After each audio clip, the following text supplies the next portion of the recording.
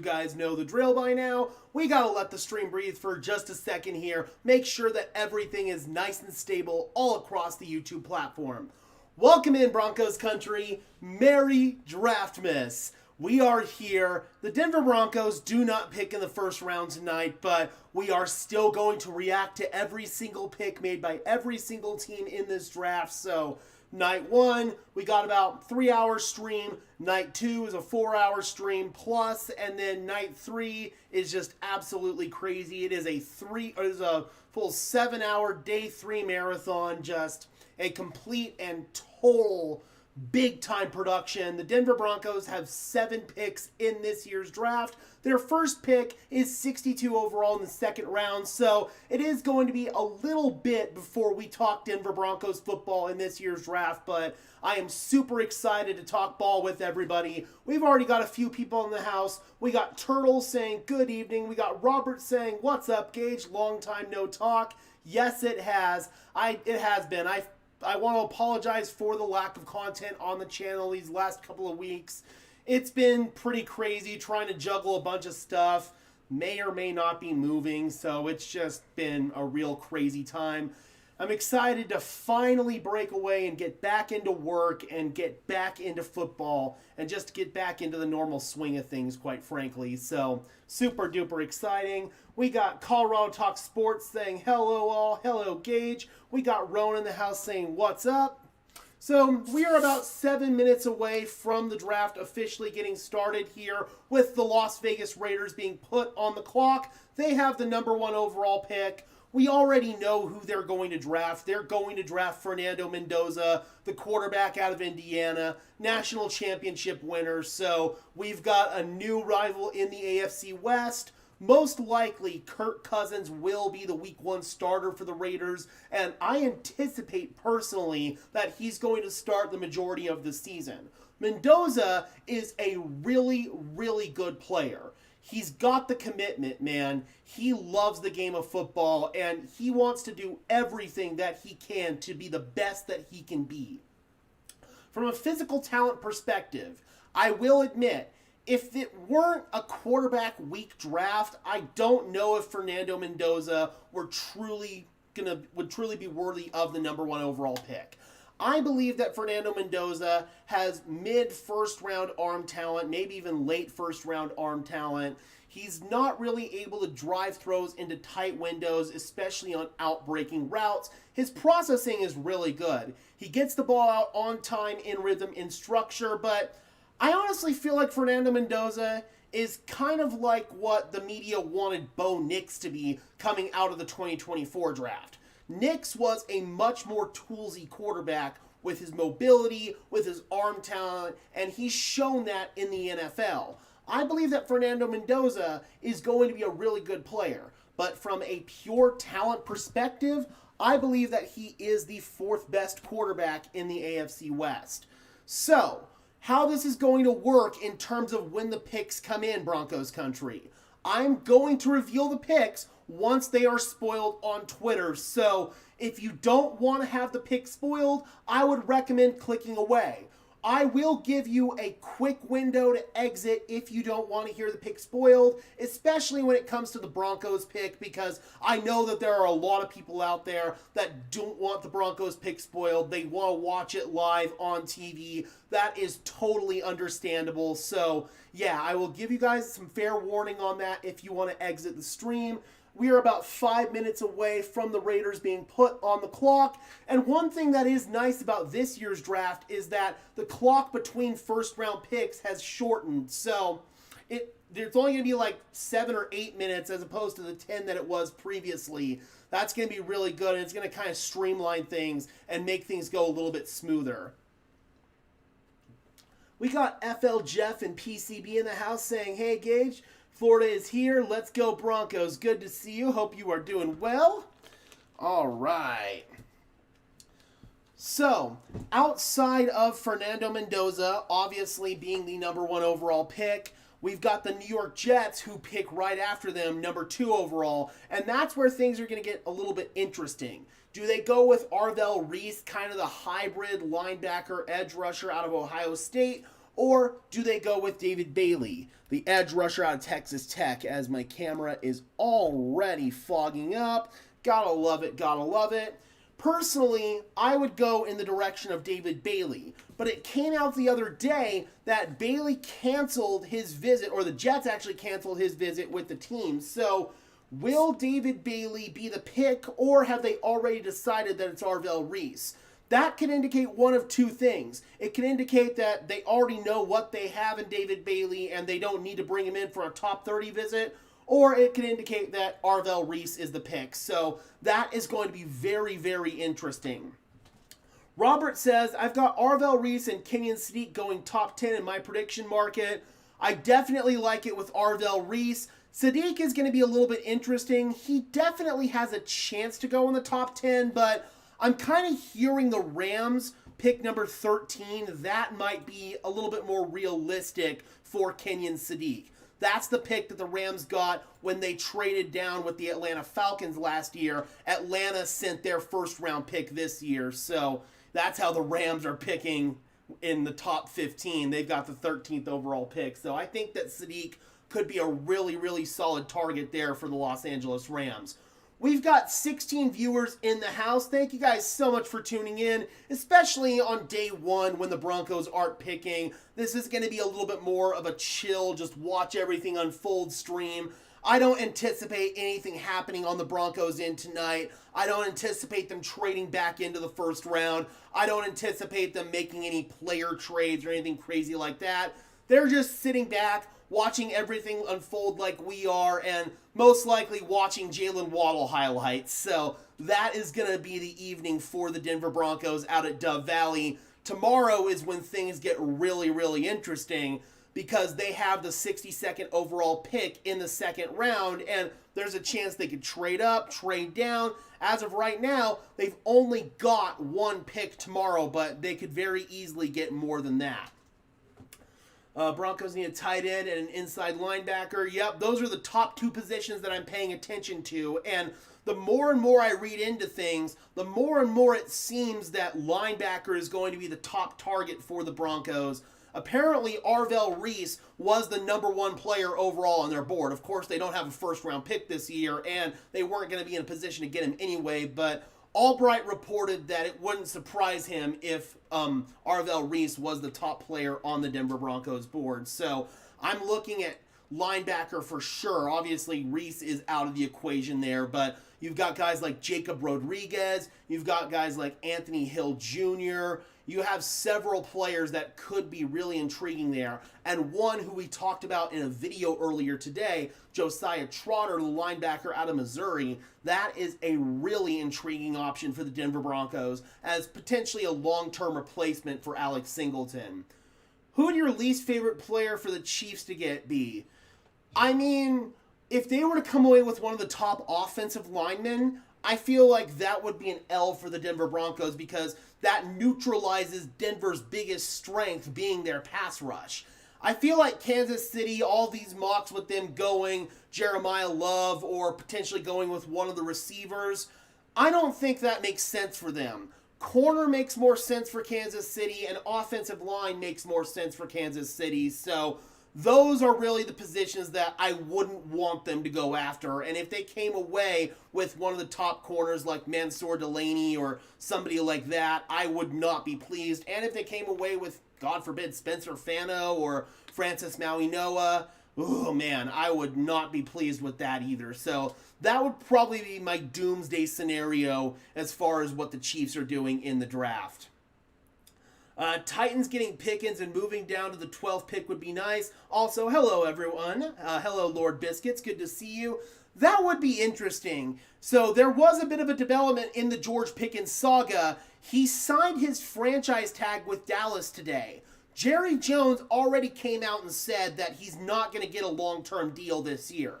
Now that he's signed that tag, he does have a chance to be traded at any given time. That doesn't mean that it's going to happen, but that doesn't mean that it isn't going to happen either. So that's going to be something to definitely keep an eye on over these next few days. What happens there with George Pickens? So yeah, we will be keeping an eye on that for sure. Titans getting, already got that one. Am I the only one who thinks the Broncos need a defensive tackle at 62? No, I don't think so. I think that the Denver Broncos could definitely target a defensive tackle at 62. Obviously, they lost John Franklin Myers. They really like Ioma Uwazurike as a depth piece, but I don't know about a long-term starter. They could definitely go defensive tackle, and that's a position that I've been heavily scouting. If Lee Hunter somehow, some way falls within striking distance, I will cry grown man tears. I will be right back, Broncos country. I just need to go grab something. Just give me 1 second.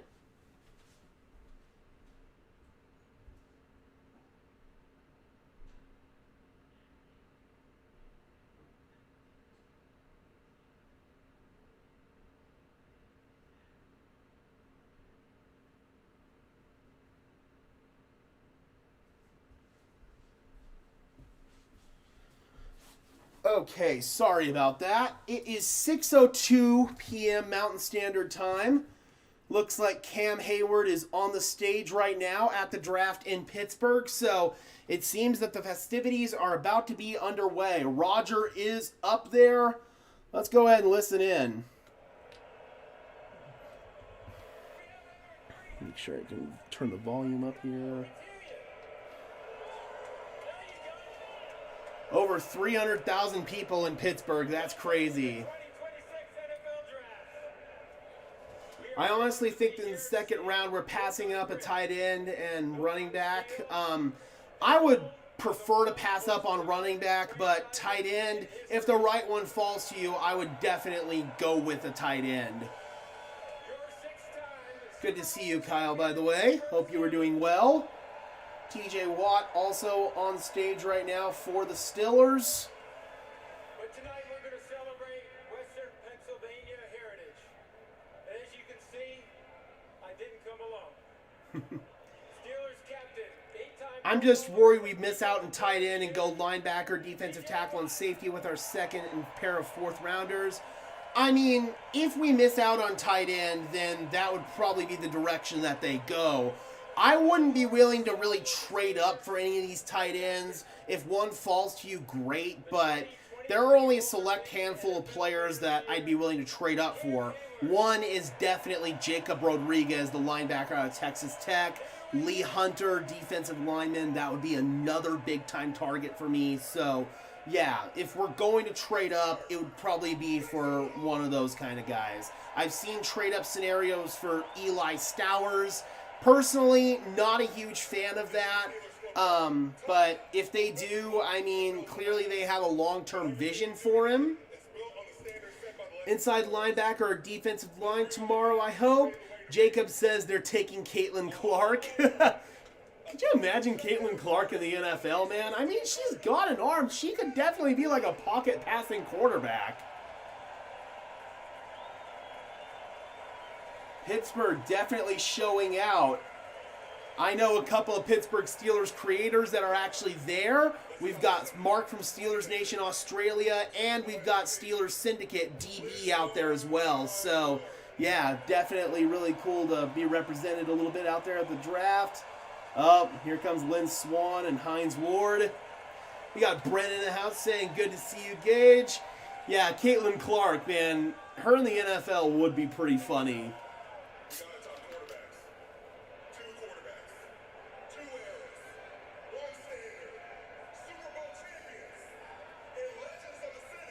I'm assuming Ben Roethlisberger and Terry Bradshaw coming out.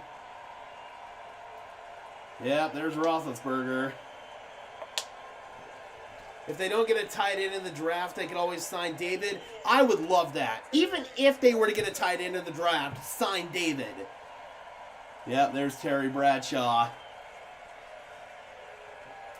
Do you think the Broncos will draft tight end this year? I honestly don't know what direction they're going to go. I thought I had a good idea last year. I thought that they weren't going to go with a cornerback in the draft, and they ended up going with a cornerback last year. So I've learned doing this job to expect the unexpected. If I had to bet, I would say they are going to take a tight end. The question is where. Do they take him at 62? Do they want to go with a tight end with one of their 2 fourth-round picks? Or do they wait until the 7th round? Power running back? I mean, there are a lot of really good running backs available. I know Jonah Coleman and Seth McGowan have gotten a lot of love in Broncos country. I'm more of a fan of McGowan personally than Jonah Coleman, but there are a couple of solid power backs. All right, let's turn this down. All right, Raiders are on the clock, and now it is 8 minutes between picks. We'll see how long the Raiders make us wait. We already know that it's going to be Fernando Mendoza, to the point where I've already put it down on the draft ticker here. There is the Raiders draft room in Las Vegas. You've got Clint Kubiak there, John Spytek, their general manager. I do not see Tom Brady, and there is Fernando Mendoza, about ready to be picked number 1 overall. What's Njoku's cap hit? Well, since he's an available free agent, you could sign him to any given deal, and since he's been on the market for a while, I don't think that he's going to get a bunch of money. Maybe you could get him for a $4 to $5 million deal 1 year, see where it goes from there. I think it depends on who's available at 62. Exactly. They just want to see how the board falls, and if a player that they really like falls within striking distance, maybe in the 50s or even late 40s, they could come up. I've seen trade-up scenarios for the Denver Broncos as high as the 45th overall pick, so I believe that it could be that high if they were to trade up. I don't trust them identifying a running back worth a second-round pick. I mean, I understand that because of who they picked last year. RJ Harvey, in a vacuum, is a good player. It's not like that was a terrible bust of a draft pick, but as far as being a contributor in the run game, he didn't do much for you, so I can totally understand that concern. One of my favorite running backs in this year's class is Mike Washington. You just have to get past the fumbling issues with him. Sean Payton said that fumbling issues are correctable with running backs. That would be a perfect opportunity for him to put his money where his mouth is. Ain't seen y'all in a while. What's up, y'all? Says D Brown. Good to see you, D. Hope you are doing well, my friend. It definitely has been a minute. Glad we're back in the normal swing of things, doing our normal draft streams. And once the Broncos make picks, we're also going to make videos while we're streaming. Those of you who have been around for a while know how we do things on this channel as far as streaming, as far as making the draft videos, the undrafted free agent videos. So, yeah, it's going to be a blast, guys. I'm really looking forward to talking ball with everybody over the course of these next 3 days. Maybe the Broncos trade up in the NFL draft to draft a running back. I don't see them trading up for a running back. If they are going to trade up, I think it's going to be a defensive line, maybe inside linebacker, or if there's a tight end that they really, really like.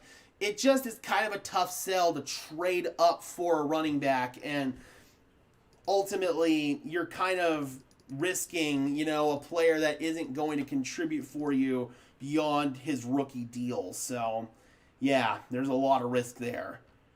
Does not look like it has officially been announced. We've got our 2 computers set up here. We're streaming from the laptop. Got the desktop over here as my secondary screen, where I've got all my notes, where I've got my draft board up. I've got the actual draft stream itself, the stream from NFL Network. So we're rocking and rolling, guys. I am looking through Twitter right here just to see when Fernando Mendoza officially gets announced, but we're rocking and rolling. Raiders are on the clock, and Fernando Mendoza is about to get drafted number 1 overall. Would you want the Broncos to trade back instead of reaching for a player? Yes, I would. I would much prefer to accumulate more draft capital, because the more picks you have, the more darts you have, and the better chance that you have of hitting. So if you were to trade up, it's going to have to be for a player that you really, really believe in. Otherwise, yeah, I would prefer to trade back. You think the Broncos will draft a quarterback for the backup in the later round like Hayes King so he can at least learn the system? I like Hayes King a lot, so if they were to draft a quarterback, that would be one I'd be interested in. Cole Payton out of North Dakota State is another one. Payton can also be a gadget guy. You could use him in sort of that Taysom Hill role. So those are the quarterbacks that I am keeping an eye on. All right, the pick is in, and of course, no surprise, it is Fernando Mendoza. We'll turn this up for when they officially announce it, when Roger comes up to the podium, but pick is in, it is Fernando Mendoza, and now the question is for the Raiders, how long is it going to be before he starts for them? Is it going to be a couple of weeks into the regular season? Is it going to be week 1?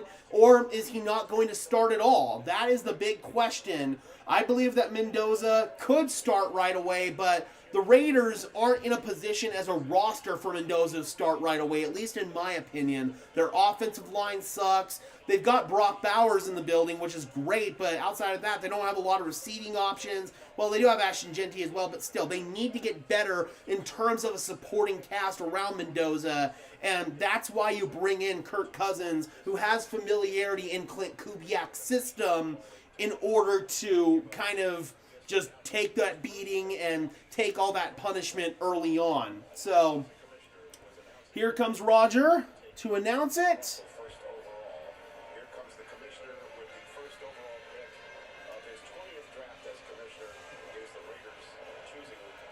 Boo!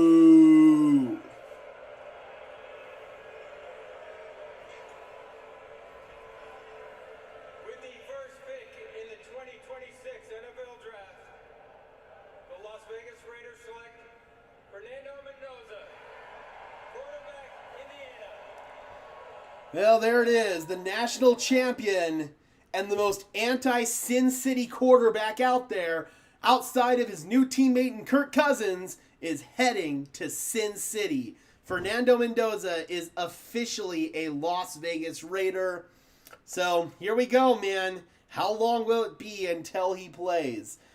Doesn't have the greatest arm in the world, great processor, loves the game, is a gym rat, loves the process, loves getting better. So, really intriguing pick for the Raiders and definitely sets them up well for the future. I still feel like Fernando Mendoza is QB4 in the AFC West. Did anyone else see an article claiming George Paton was not really looking into moving up in the first round? I mean, that's kind of common knowledge because of where the Broncos are picking. You're picking 62. It would require you to send your first next year along with a bunch of other draft capital to get up into the first round. And even then, it would be towards the back end of the first round. It's just not worth it. A lot of the good players are already going to be gone. And the 2027 draft figures to be much more talented from top to bottom than the 2026 draft. There are a lot of teams out there that aren't interested in flipping 2027 draft capital, and Denver falls into that category because they didn't want to trade 2027 capital when they traded for Jalen Wall. It was all 2026 capital. So there's Fernando right there doing his interview. Obviously, he's known for weeks that he was going to the Raiders. Not a surprise at all. He's had plenty of time to prepare for all of the interviews. Probably knew from the beginning of the process the Raiders were going to go after a veteran quarterback like Kirk Cousins. And I think that Fernando is ready to embrace any given situation that he's put in. So now the question of the day is, do the New York Jets go with David Bailey or do they go with Arvell Reese? If it's up to me, I'm going with David Bailey because there's more of a clear-cut vision for him as a player. But this is going to be very, very interesting here. All right, so the New York Jets are on the clock. We have not gotten the pick in yet. But I can guarantee you one thing. Jonathan Cooper, Nick Bonito, all of those guys are Zach Allen. They're licking their chops right now, having a new rookie quarterback in the division. Are the top few picks pretty cut and dry like last year? Not necessarily. I've seen a lot of different mock drafts in a bunch of different directions these top few teams can go. So I think that we've got a little bit more suspense in the top of this year's draft than we have maybe in some other drafts. That's why I'm looking at Twitter right now. Okay, we've got the second pick in for the New York Jets. If you don't want it spoiled, I will go ahead and give you just a quick second to leave. But the New York Jets are taking, with the second overall pick, David Bailey, edge rusher out of Texas Tech. That's the pick I would have made. You've got a clear-cut vision for him. I feel like Reese, is he a linebacker? Is he an edge rusher?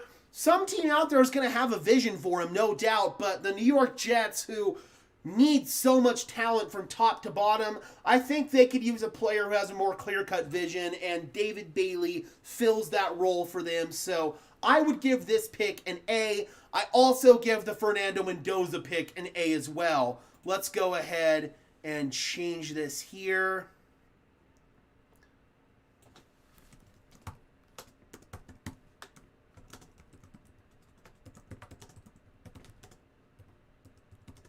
Oh, sorry guys. I have key commands for StreamYard, or for Streamlabs, so accidentally switched screens there. There we go. Pick is in. David Bailey. Let's now go back over here to the screen. They have not announced it yet. And the Arizona Cardinals are now on the clock. We got Heme in the house saying, hello, Gage and Broncos country, let's go. Lord Biscuit saying hello. Kyle says the pick is in.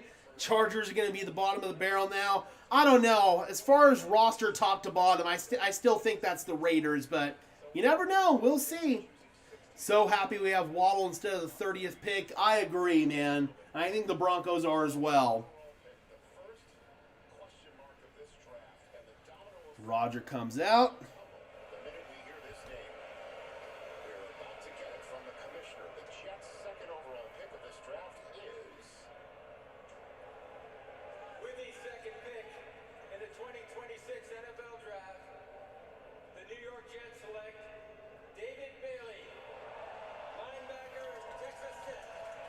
Love it.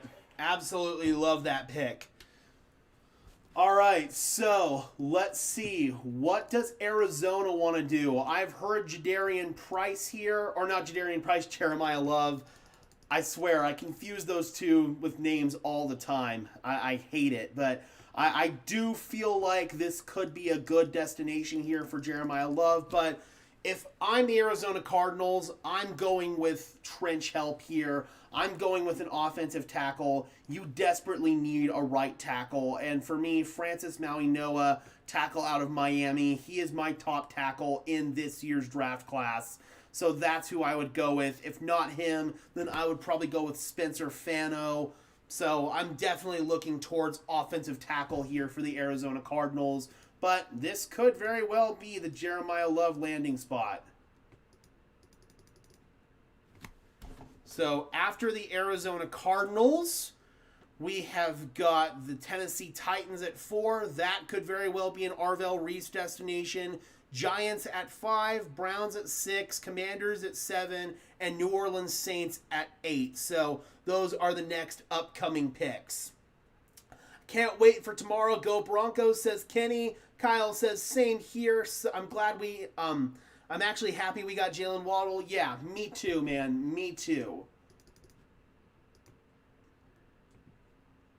And we are still waiting here.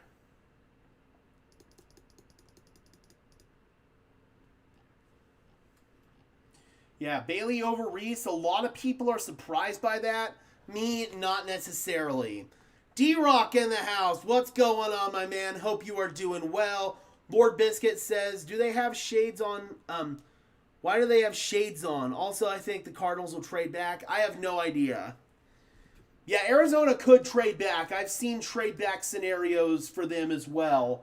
And maybe that's why it's dragging out a little bit for them. My clock says they've got 5 minutes left, and I know that I'm probably a minute or two behind because I'm illegally streaming over here, so we'll see. I think Arizona could take this to the full 8 minutes because they might be trying to field calls for trade-up scenarios. I've also heard Ty Simpson here. If they're going after Ty Simpson, then I definitely could see a trade-down scenario. But coming up to number 3, where you basically have pick of the litter, this could be a really big-time trade coming up. The question is, who is going to trade up if that happens? People are already calling David Bailey a bust for wearing shades. I'm glad for the Jets. Hopefully they get this rebuild right. Tired of these Pats fans. I agree, man. I'm pulling for the Jets. I don't know if they have the right coach in the building just yet, but I think that Darren Muji is going to do a really good job of building the team. Okay, the pick is in. I will give you guys a second if you want to get out of here and not have the pick spoiled. But the Arizona Cardinals are going with the player that I don't know if I would have taken, to be honest. They are taking Jeremiah Love. Listen, some people are saying that Jeremiah Love is the best overall player in this draft. I would agree that he's in the top 5. He's an all-around running back. But this Cardinals roster from top to bottom is so bad. They're terrible in the trenches. They desperately need help on the offensive line. They don't really have a pass rush. They obviously still need a quarterback. This would not have been the pick if I were managing the Arizona Cardinals. I have to give this a C- because I feel like Love is a good player and he should fit in and immediately contribute in this Cardinals offense, but this is not the pick that I would have made whatsoever, man. I disagree with the philosophy there. If you are going to build your team, then you need to address trenches and build it from the inside out. Running back is not going to be effective if you don't have a good offensive line. We found that out with the Raiders last year.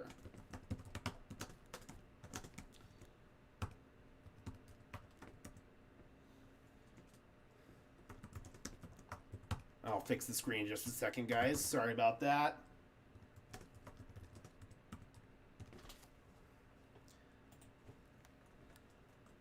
Yeah, I don't like this pick at all, and I am giving it a C- just because I think Love is a good player. Yes, and they also signed Tyler Algier as well, which, in my opinion, makes this pick even more redundant. So, yeah, not my favorite pick whatsoever. We'll bring in Roger's announcement once he comes up, but yeah, don't like it. Love is good, but they need more before they grab a running back. Absolutely. I'm just glad Love is going somewhere where we don't have to play him. Yeah, that is a bright side, man. That is a bright side. We do play Arizona next year, but we obviously only play them in the regular season once every 4 years. That does help, and I know that there's a lot of people out there that are happy that he's not going to Kansas City because him and Kenneth Walker is a 1A, 1B duo. Ugh, fuck, that would have been terrible. Angry Jets Fans is a great channel. Just two guys cussing out the TV. I love it. Reese, Love, and then Downs next, says BK. I feel bad for Love, but then again, they're going to make millions of dollars, so he'll be all right. Understandable, but still, he's not going to a good situation at all, and could be another Ashton Genty thing here. Here comes Roger.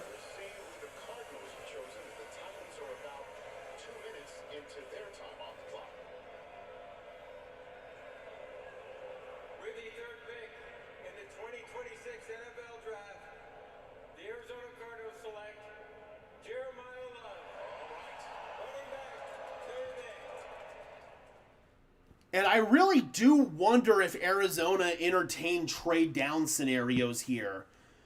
That would have been the smart thing to do, but if nobody was willing to come up, then I get it. Now we've got the Tennessee Titans on the clock, and this is where things get a little bit interesting here. Is it Arvell Reese, or is it Sonny Styles? I've heard both, and Tennessee, I have no doubt that it's going to be a defensive player here. Robert Saleh being their head coach. He wants more pieces to work with. So this is going to be really interesting. I don't know if the Titans necessarily expected Arvell Reese to be there, but I've also heard from a lot of different sources that Sonny Styles is their guy. So we'll see what happens there. D-Rock says, Gage, remember to take deep breaths tomorrow. No crashing out. I don't think I'm going to crash out tomorrow, and that's because the Broncos already have their foundational core in place. This draft is all about enhancing it and getting them just in a better position and having more depth. So it's going to take a lot for me to crash out. Unless they royally screw up, I don't think I'm going to. What's up, Maverick? How you doing, man? Hope you were doing well. Ian said the Cards didn't get calls. Okay, well, there you go. So it seems like nobody was willing to give up what they probably were going to have to give up to go up there. And what is this tweet here from Ari? Jeremiah Love will make $50.5 fully guaranteed $1 million on his rookie deal. Jesus Christ. That is big time running back money. That is big time running back money. Holy Diver, good to see you. All right, so what direction do the Tennessee Titans go? I don't think they expected Arvell Reese to be there, so they definitely have a decision to make. With Sonny Styles, he gives you versatility because he plays off-ball linebacker, he plays edge rusher, you can utilize him as a blitzer, you can utilize him in so many different ways, but is there a clear-cut, defined role for him? That's the reason why I wasn't a huge fan of the Jets going in that direction. But then you've got Arvell Reese, who honestly is just a really, really good player. So, I don't know. It's interesting. Draft Diamonds, yes, Maverick, but honestly, I don't ever follow this account except for this time of year. Dov Kleiman, he actually... Whoa! Oh, hello. Sorry to hold my shock there. Tennessee went in a different direction. Okay, so I'll give you guys a second if you don't want to hear the pick spoiler, but Tennessee went in the complete opposite direction that I thought. They're going with Carnell Tate. Yo, so they go wide receiver. Holy crap. Yo, so Carnell Tate is the first receiver off the board. There was a lot of buzz about Carnell Tate, number 6 to Cleveland, and Tennessee was like, nah, screw that. We're taking him at 4. I love it, man. You get Cam Ward weapons. They desperately need receiver help, so this is a great pick. I am giving this an A+. Love it, love it, love it.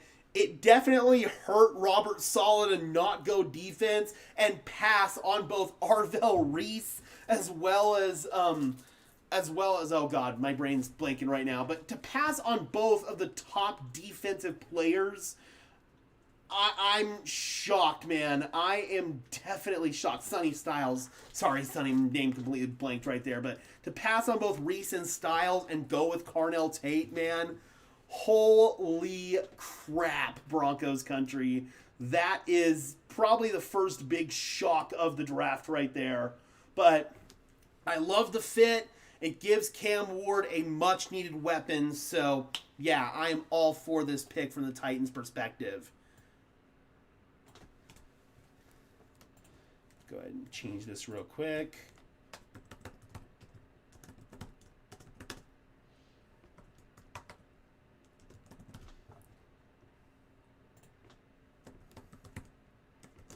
There we go. All right, so now we are at the New York Giants. They are on the clock at number 5, followed by Cleveland at 6, the Commanders at 7, and the Saints at 8. There were all these rumors about trades happening, so let's go ahead and see if trades do end up happening. Apparently nothing materialized with the Arizona Cardinals, so we're definitely going to keep an eye on this.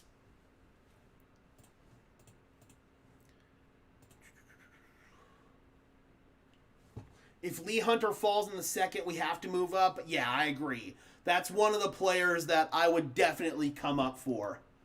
Oops. All right, pick is in.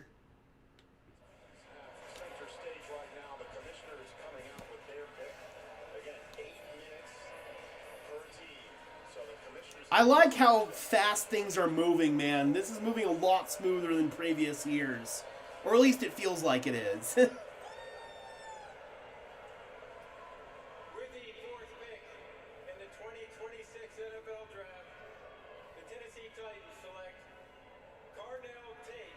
Yeah. Well, yeah, NFL Network was shocked. Nobody saw that one coming, man.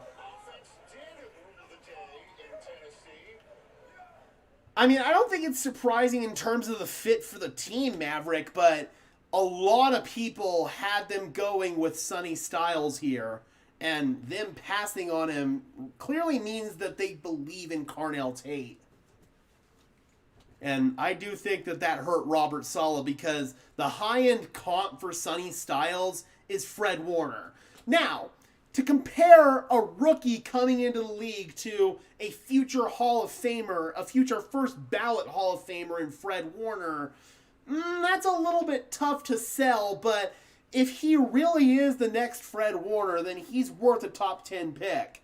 But Tennessee, they knew they needed to get their young quarterback help, and that's what they ended up doing. So the Giants, this is their first of 2 top 10 picks. This one is their own pick. They also acquired the number 10 overall pick when they traded Dexter Lawrence to the Cincinnati Bengals. So we'll keep an eye on where the Giants want to go. I'm looking at trenches on both sides of the ball for the Giants, just knowing how John Harbaugh likes to construct his football teams. Offensive line, defensive line, and especially with the departure of Dexter Lawrence, I could see them going really in either direction here. Maybe they trade one of these picks, but I think with at least one of them, most likely number 5, they're going to stand pat and pick a player. All right, let's go ahead and move over here. Check Twitter. Is the pick in? Oh, Giants pick is in. No trade up. And wow, they're going with Arvell Reese. Okay, so Arvell Reese falls to the Giants at number 5 overall. I don't think many people saw that one coming. And it's interesting because they've got Abdul Carter on the roster who they didn't really have a clear vision for last year. Edge rusher, is he an off-ball linebacker? Like, what is he? And now they've got another player that molds very similarly in Arvell Reese. I don't know, man. I don't know about this fit for the Giants. It's a good player falling to them. Don't get me wrong, but I don't know, man. That just doesn't seem like it makes sense from a fit perspective.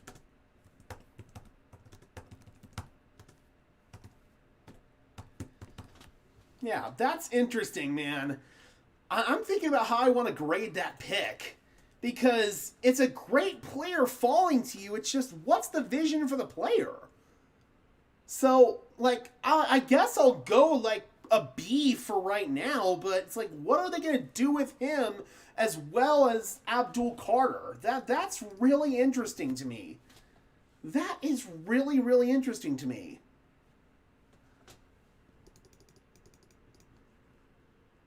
Uh-oh.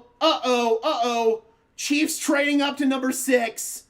Uh-oh, this is not a drill, Broncos country. The Kansas City Chiefs are trading up with the Cleveland Browns, coming up to the 6th overall pick. Ooh, boy, who are they going after? There's somebody here that they clearly like. Oh, it might be Sonny Styles. Oh, Steve Spagnuolo might like Sonny Styles here. That could be a fun piece for his defense, and I don't know if I'd like that. Ooh, man. I love Sonny Styles and a Steve Spagnuolo defense if that's the direction they go. Steve loves his linebackers. Ooh, man. Ooh, I hope not. Could it be Kenyon Sadiq? What are the Chiefs going to do? Okay, so the Chiefs get pick 6. The Browns get 9, 74, and 141. Ooh, boy, this is not good. This is not good at all. There are a couple of directions the Chiefs could go here, and I don't know if I like either one of them. Sonny Styles is right there. You could go Caleb Downs. You lost a starting safety in Brian Cook, so Caleb Downs is definitely a possibility here. That would be 3 straight Ohio State players. That's very possible. Or is it Jordan Tyson? Could that be the second wide receiver off the board? Okay, the pick is in for Kansas City. The pick is in for Kansas City. So if you guys don't want it spoiled, I will give you just a second as my camera gets out of focus. Gotta just love that. We'll wait until my camera refocuses here before I announce the pick. Give people who want to leave a chance to do so. So, with the 6th pick, after trading up, the Kansas City Chiefs select Delaney, cornerback out of LSU. So, first corner is now off the board. With Kansas City, they lost a starting corner in Jalen Watson, and they traded away their number 1 corner in Trent McDuffie to the Rams. So, basically, they just go out and immediately replace him with Delaney. I have to give that pick probably a really solid A because it is a good fit for them, but damn it, I don't like that pick. I really don't like that pick. The Chiefs just got a really good player.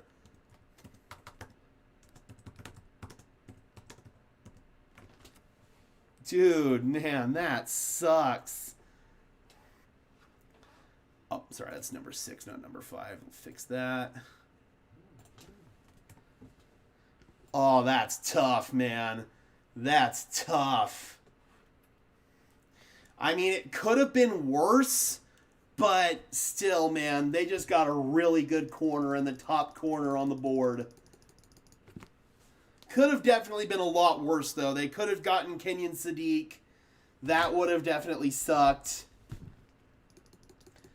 Arvell Reese also would have sucked. And also, when does the Arvell Reese slide stop? Or not Arvell Reese, Sonny Styles. The 2 Ohio State linebackers, you know. Yeah, that's interesting, man, that they passed on Sonny Styles.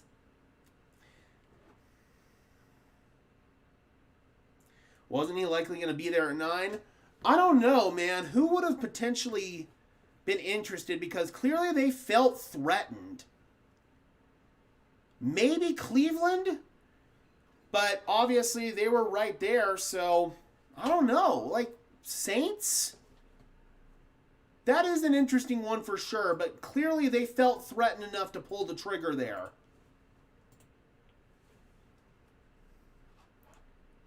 I think the Chiefs are finally worried about the Broncos wide receivers. Well, it's not just the Broncos. I mean, you got the Chargers as well. They've got a solid wide receiver core. Other teams in the AFC. You have to have good quarterback play in order to have a good defense, and the Chiefs know that.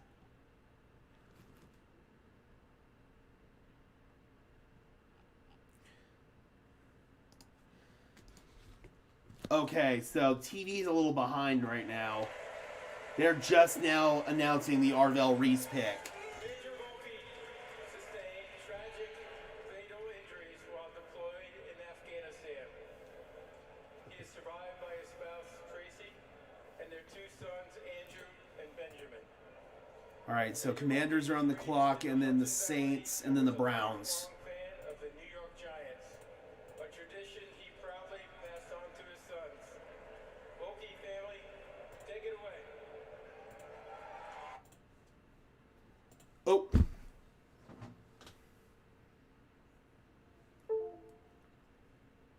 My stream crashed. That's what happens when you have to use Stream East. Let's go ahead and try to reload this here. Oh, go away, you stupid pop-up ad. All right, so Arvell Reese. That has now been announced to the Giants officially. We got Delaney, who the Chiefs traded up to get, number 6, and now we've got the Washington Commanders on the clock at number 7. All right, there we go. Got our draft stream back up. We are 49 minutes in. We got 21 people in the house. Not too bad for night 1 when the Denver Broncos aren't picking. Thank you guys so much for tuning in. Really, really appreciate it. I feel relieved it wasn't someone else. Yeah, for sure. Yeah, I am using Stream East.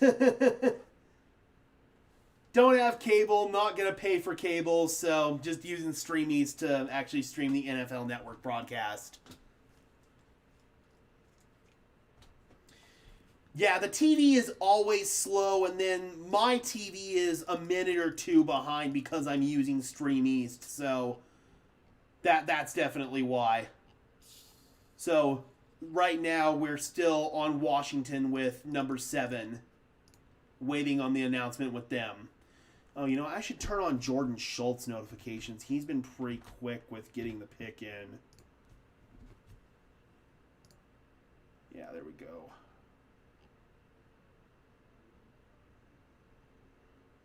All right, so it's a 3rd and a 5th round pick going to Cleveland in exchange for the number 6 overall pick, as well as the 9th overall pick that's going to Cleveland as well. So I have an antenna that I use for actually streaming the games, Maverick, but I don't believe that the draft is being broadcast on local TV anywhere, so that's why I have to use Stream East.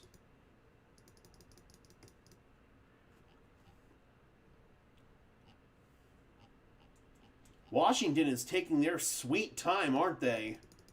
Either that or they just announced the Messador Delaney pick really quickly. Kansas City trading up for someone they were already projected to get, LOL. Yeah, but clearly they felt threatened enough to do so. I'm guessing that it was the Saints because that's the only other team that has a real cornerback need. They lost Alontae Taylor in free agency, so I don't know. Oh, it is on Denver 7. Interesting. Well, I don't want to rig up the antenna right now, so I'm just going to leave it for what it is for tonight.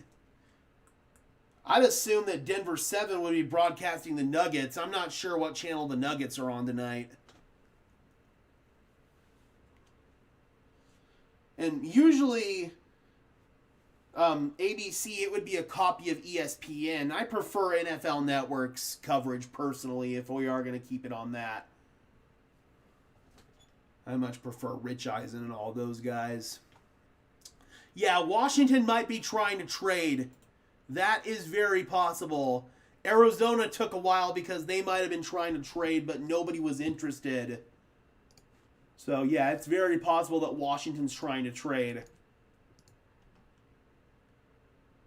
Nope, they're not. They have made the pick. So, if you guys don't want it spoiled, I'll give you 1 second. So, the Washington Commanders, with the 7th overall pick, are going with Sonny Styles.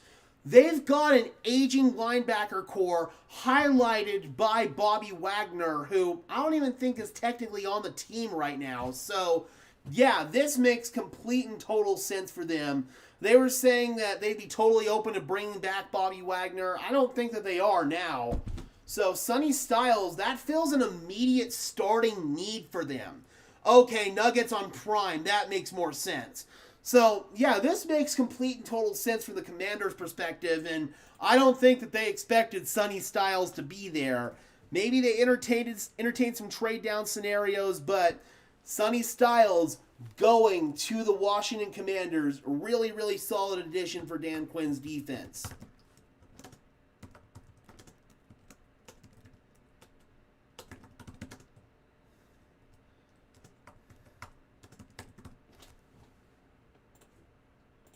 Go. Chiefs came up for a cornerback. They came up for Messador Delaney out of LSU. Fills an immediate need for them. Some say that they didn't necessarily have to make that trade up, but clearly they felt threatened enough to have to do so. All right, so the Sonny Styles slide stops at number 7 with the Washington Commanders. They just announced Messador Delaney on TV. Sorry I missed that one. 2025 First Team AP All-American. Profiles well as a boundary corner at the NFL level. The consensus top corner available in this year's draft.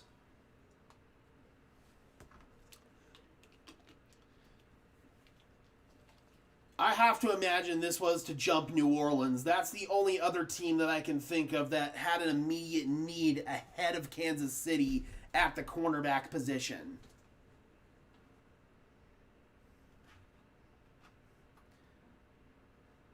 What do you mean, Colorado Talk?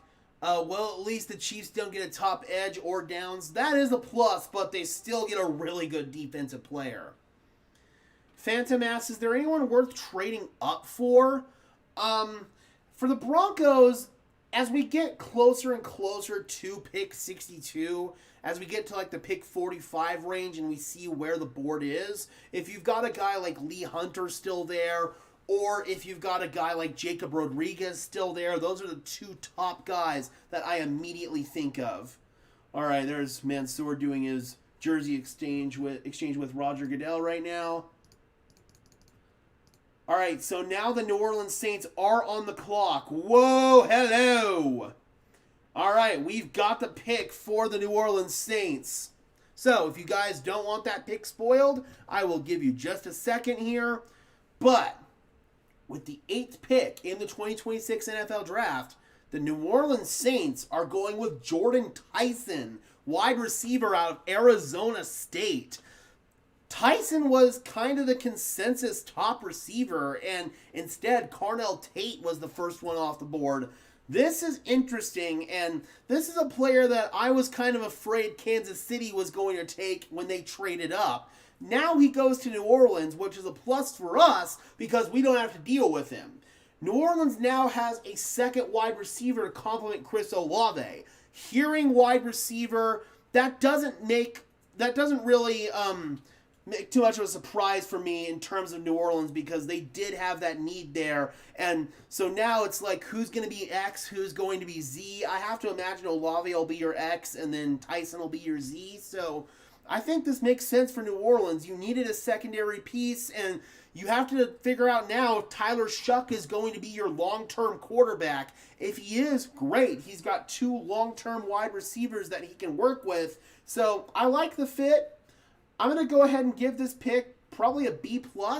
I don't know if I'm going to give this pick an A just because I wanted Tyson to have an opportunity to be a true number 1 receiver, and I don't know if he's going to get that opportunity with Chris Olave there, but definitely love Jordan Tyson. So, yeah, that's probably going to be my grade there, is a B+.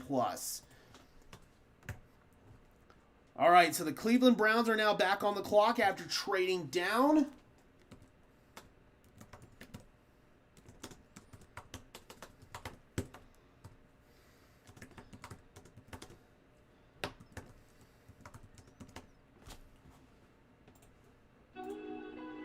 There we go.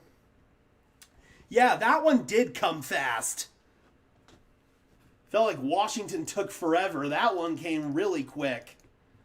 So does Cleveland maybe trade down again? They've still got another first-round pick this year.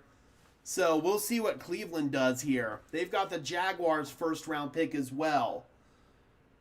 So the Browns are on the clock, and I was thinking about wide receiver for them at pick number 6, and I think they were hoping Tate would be there, and when he ended up being drafted by Tennessee, that's probably what prompted Cleveland to take trade down calls with Kansas City.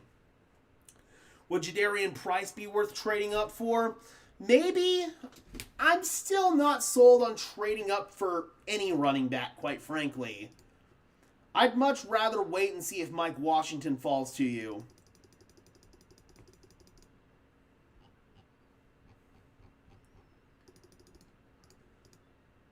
All right. They're announcing Sonny Styles right now.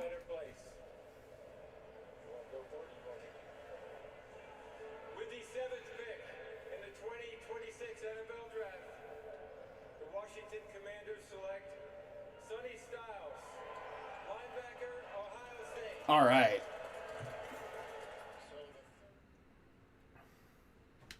My favorite wide receiver is Denzel Boston. I'd probably grab him if I was the Browns. I have seen Denzel Boston scenarios with the Browns even at number 6. So, yeah, that could be possible here for sure.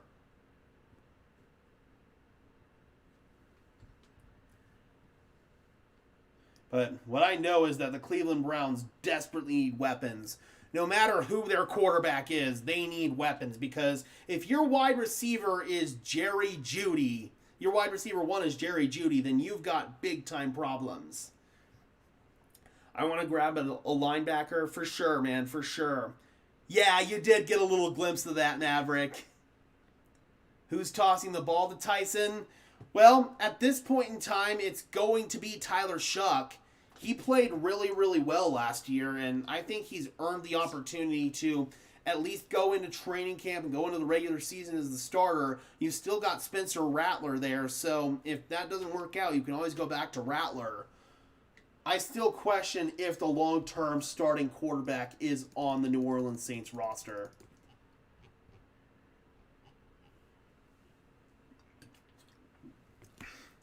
Jerry drops a doodle-doo Judy. Facts, bro. God, Jerry Judy sucks. That is one headache I am so glad to be free of. 6 years ago today, Jesus Christ, time flies. Alright, so we're still waiting on Cleveland here. Maybe they're taking another trade down call. We'll see. Jordan Tyson came really, really quick. Colorado says, I want a tight end at 62. I mean, if the right tight end is there, absolutely. I want a true inline tight end, man. Oh! So Albright just tweeted that Washington leaked a rumor about them potentially going corner, and it spooked Kansas City into trading up. Yo!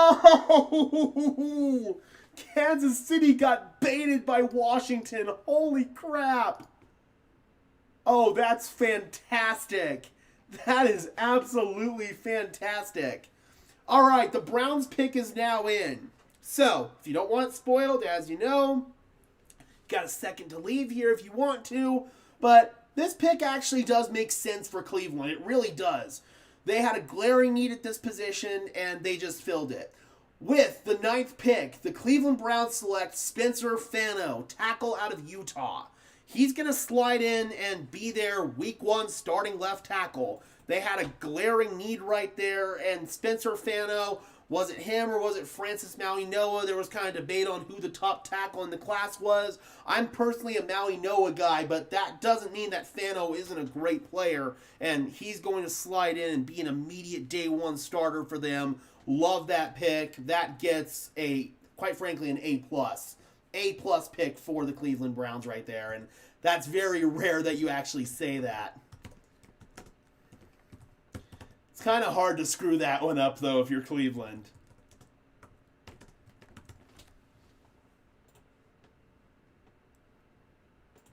There we go.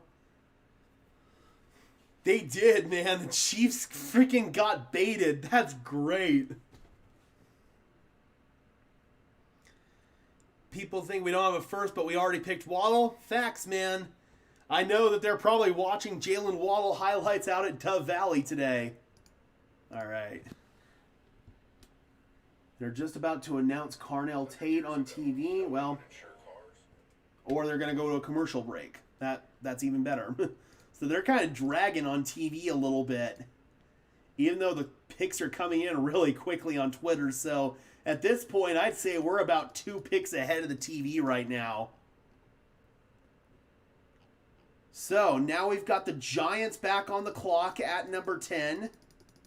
They went with Arvell Reese at 5 after he kind of surprisingly fell to them. So we'll see what they want to do at 10 here.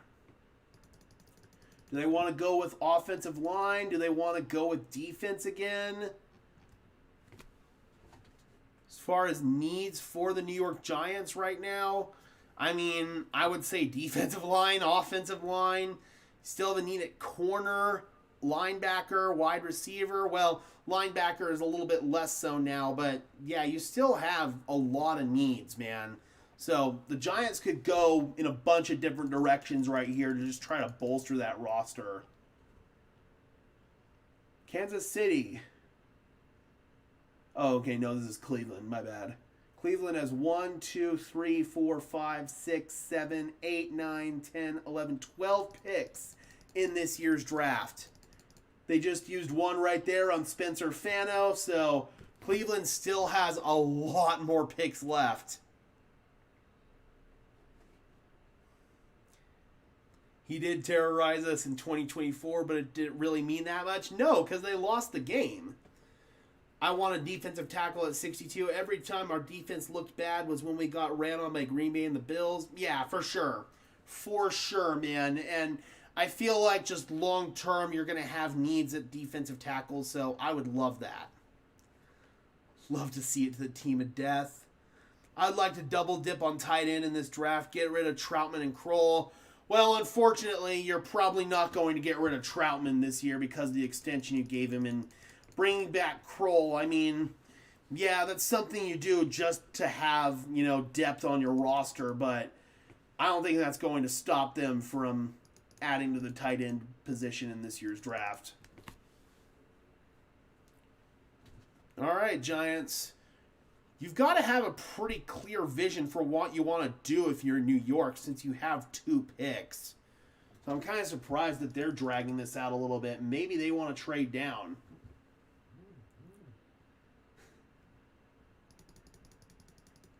So we're moving like super duper quick on Twitter, and the TV is moving super duper slow. At this point, Twitter's going to be like 30 minutes ahead of the TV.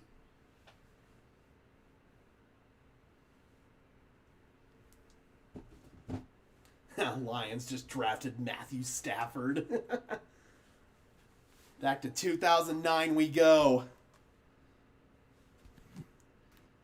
Yeah, seriously, this is dragging out, man. Okay, so pick is in for the New York Giants. And it addresses a need for them, and we just talked about it. So I'll give you a second to dip out if you want, but with the 10th pick, the New York Giants are selecting Francis Maui Noah, tackle out of Miami. Fun story, I actually got to interview Maui Noah's brother, Francisco, who's now a linebacker for the New York Jets. I got to interview him at the Shrine Bowl. Now we've got Francis Maui Noah, the younger brother, going to the New York Giants. That's pretty cool. Francis Maui Noah, in my opinion, the top tackle in this class. He also has guard flexibility, physical player, has the best technique in my opinion, smart, cerebral player, comes from a family of football players. So the Giants have all kinds of trench needs. They just addressed trenches on one side of the ball, and now they just address trenches on the other side of the ball. A-plus pick. I've got no complaints with this one, and I'm kind of surprised that Maui Noah fell as far as he did.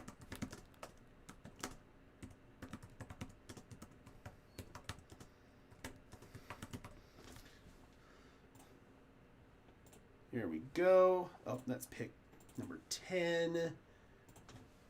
Yeah, we're definitely moving a lot quicker on Twitter, so now, pick number 11, we've got the Miami Dolphins on the clock with their own first-round pick, the Cowboys with their own first-round pick, and then Atlanta at 13 the Rams at 13 with Atlanta's first-round pick. So those are the next 3 picks. We'll see if any trades come down here. One pick that I'm pretty certain is going to happen is Kenyon Sadiq to 13 unless he goes sooner than that. I keep hearing Kenyon Sadiq to the Rams. Kenyon Sadiq to the Rams. Please do not go offensive line at 62. Why do you feel that way, D-Rock? Because I would love if they went offensive line at 62. You're going to have long-term needs there. Ben Powers probably is in his last year as a Denver Bronco. You've got Luke Wattenberg, who even though you extended him, you can kind of get out of this contract quietly after this next season. And you've got 2 aging tackles in Garrett Bowles and Mike McGlinchey. So you could fill a long-term need with the offensive line at 62. And I could definitely see it happening.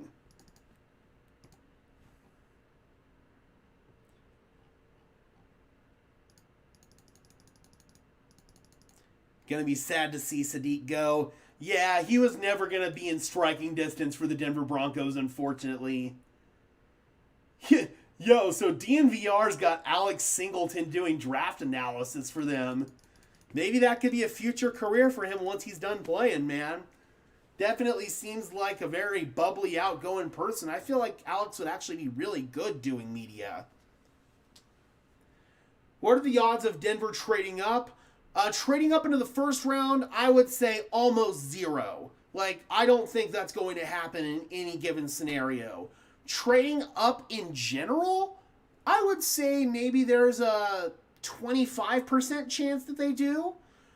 It would probably be in the 45 or lower range if they were to trade up. I don't think that they would move up any higher than pick number 45. That's based on what I've seen just through the grapevine. All right, Miami, what do you got for us? All right, Jordan Tyson finally has been announced on TV. So, yeah, TV is just taking for freaking ever, man. We can go offensive line in the fourth. Understandable, but if there's a starting caliber player, especially a starting caliber tackle available at 62, that would be really hard to pass up because it's not often that you have starting caliber tackles available that late in the draft. So it's definitely something to think about, especially when you don't have an immediate need there. That player wouldn't have to start right away. I wonder if the league is telling players or is telling teams to slow down a little bit here picking these guys. Because they've got to fill 3 hours of airtime, if not longer, on NFL Network. I don't know if they have it scheduled out until 9 or 10 o'clock. But we're going to go as long as Twitter goes. And at this rate, Twitter might be done 30 minutes before the TV is. You also got to remember Peyton's history with second rounders. Cough, cough, Nick Bonito. Absolutely. Even Marvin Mims, really good player for a second round pick. So, yeah, the Broncos definitely have really good history of drafting in this area, and maybe it would benefit them well to not move.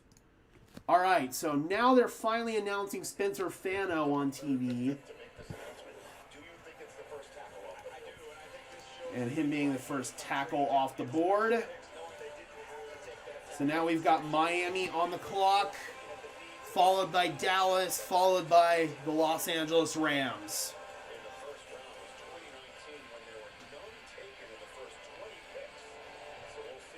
Only one trade, a stinker by the Chiefs. Yeah, everyone was saying there were going to be a bunch of trades in the top 10, and we've gone through all top 10 picks, and there was only one trade. We'll see if there are maybe some more trades as the evening progresses. All right, this is Spencer Fano.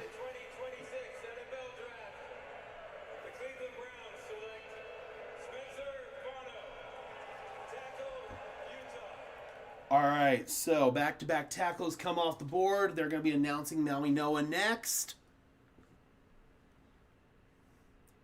It says until 9:30. Okay, that makes sense. So they shaved a half hour off of it. It used to go until 10.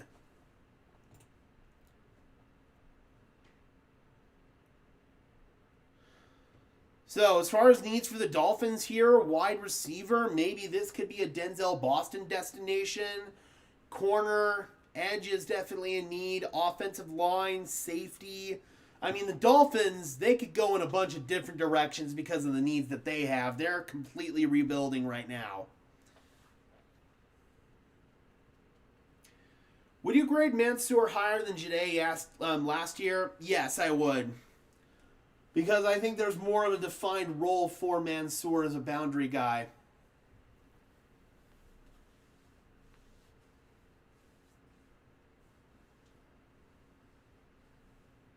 So we still have Ruben Bain sliding down the board, and that's going to be really interesting because that slide stop here with Miami.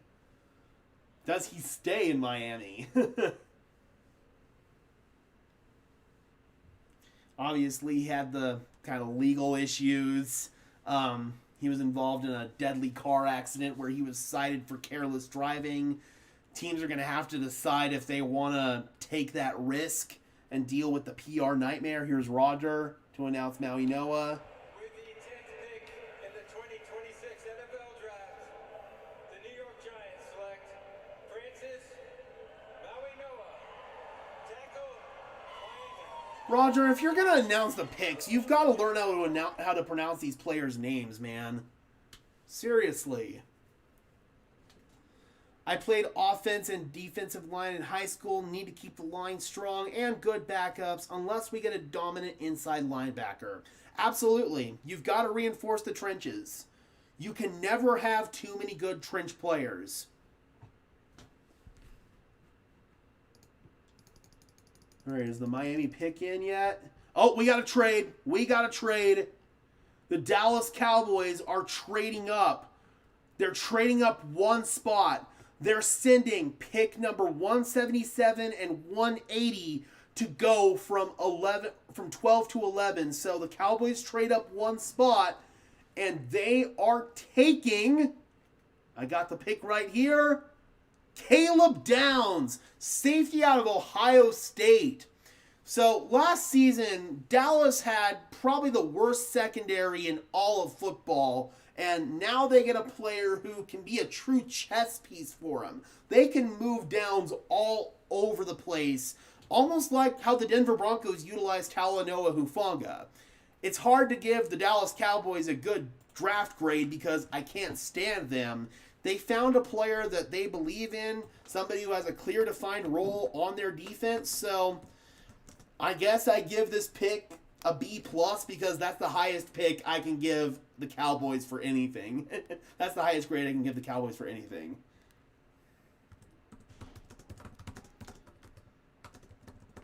There we go. There we go. Yep, Cowboys trade up. They send 2 late-round picks, number 177 and 180. I believe that's a pair of 6th rounders, right? TJ Ward said he believes that Jahdae Barron could be a natural free safety. I could see that. There were some visions for Barron as a safety coming out of college, and there were a few times that Denver utilized him at safety last year, and he actually looked pretty good. So I could definitely see that. All right, so after flipping their picks, Miami is back on the clock. Dallas, clearly they were worried about Miami taking Caleb Downs. That's why they traded up. Very interesting. Or they were worried about somebody else trading up with Miami. Maybe there was another team out there that had a deal with Miami and Dallas jumped in and they were like, no, we like Caleb Downs, so we're going to take Caleb Downs. Dallas needs to draft all defensive players this year, in my opinion. Yeah, I'd agree, man. If their game against the Broncos was any indication, and I did watch Dallas all year long last year, but the game against the Broncos was a perfect example of their defense just getting shredded. Absolutely shredded. So, I agree. They desperately need defensive help.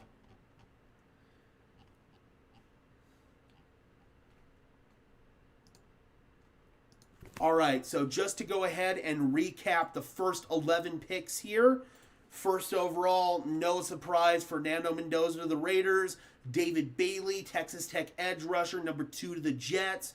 Notre Dame running back Jeremiah Love, number 3 to the Cardinals. The first big surprise, Carnell Tate, the wide receiver out of Ohio State, to the Tennessee Titans. Arvell Reese, the Ohio State edge rusher linebacker hybrid, to the New York Giants at 5. Mansour Delaney, the Chiefs traded up for him to get him at number 6, the corner out of LSU. Sonny Styles, the linebacker out of Ohio State, went to Washington at 7. Jordan Tyson, number 8 overall to the Saints, wide receiver out of Arizona State. And then back-to-back tackles with Spencer Fano, the offensive tackle out of Utah, to Cleveland at 9. And then number 10, Francis Maui Noah, the tackle out of Miami. And then number 11 overall, the Dallas Cowboys, they trade up one spot and they go with Caleb Downs. So that is the recap for the first 11 picks in the draft. Miami is back on the clock after trading down one spot, and that is where we sit right now. As far as the TV is concerned, They're just now on the Caleb Downs pick, so the TV kind of got caught back up here. Cowboys defense was leaking like a sieve all season long. It really was, man. So you've got to address that. No matter how you do it, you've got to address it. And that's exactly what they did. For some people, Caleb Downs was the best non-edge rusher defensive player available. So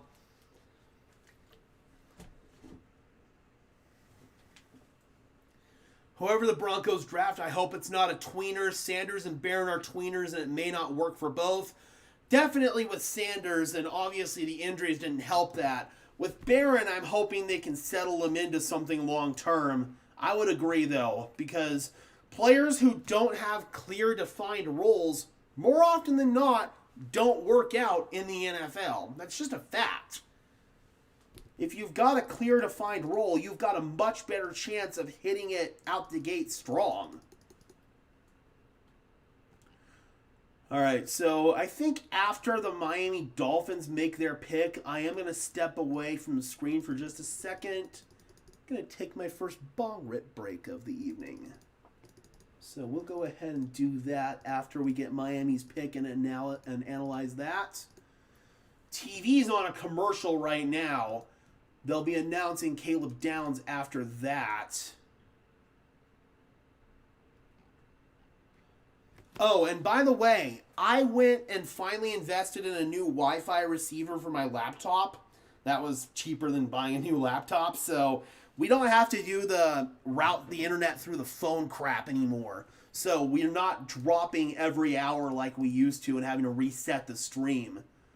So that's something now heading into the season that we no longer have to deal with, which is good. I hated having to deal with that. Drew Sanders, Maverick.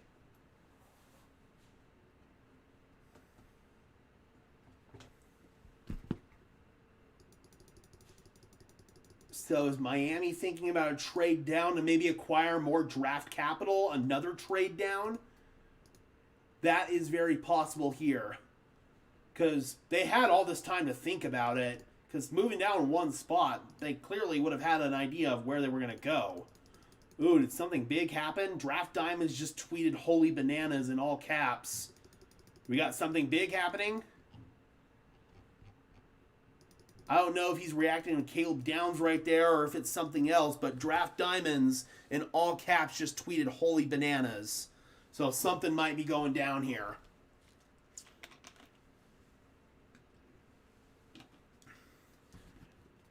Yeah, I'm on NFL Network, and they're just as slow. What is happening, Draft Diamonds? Talk to me.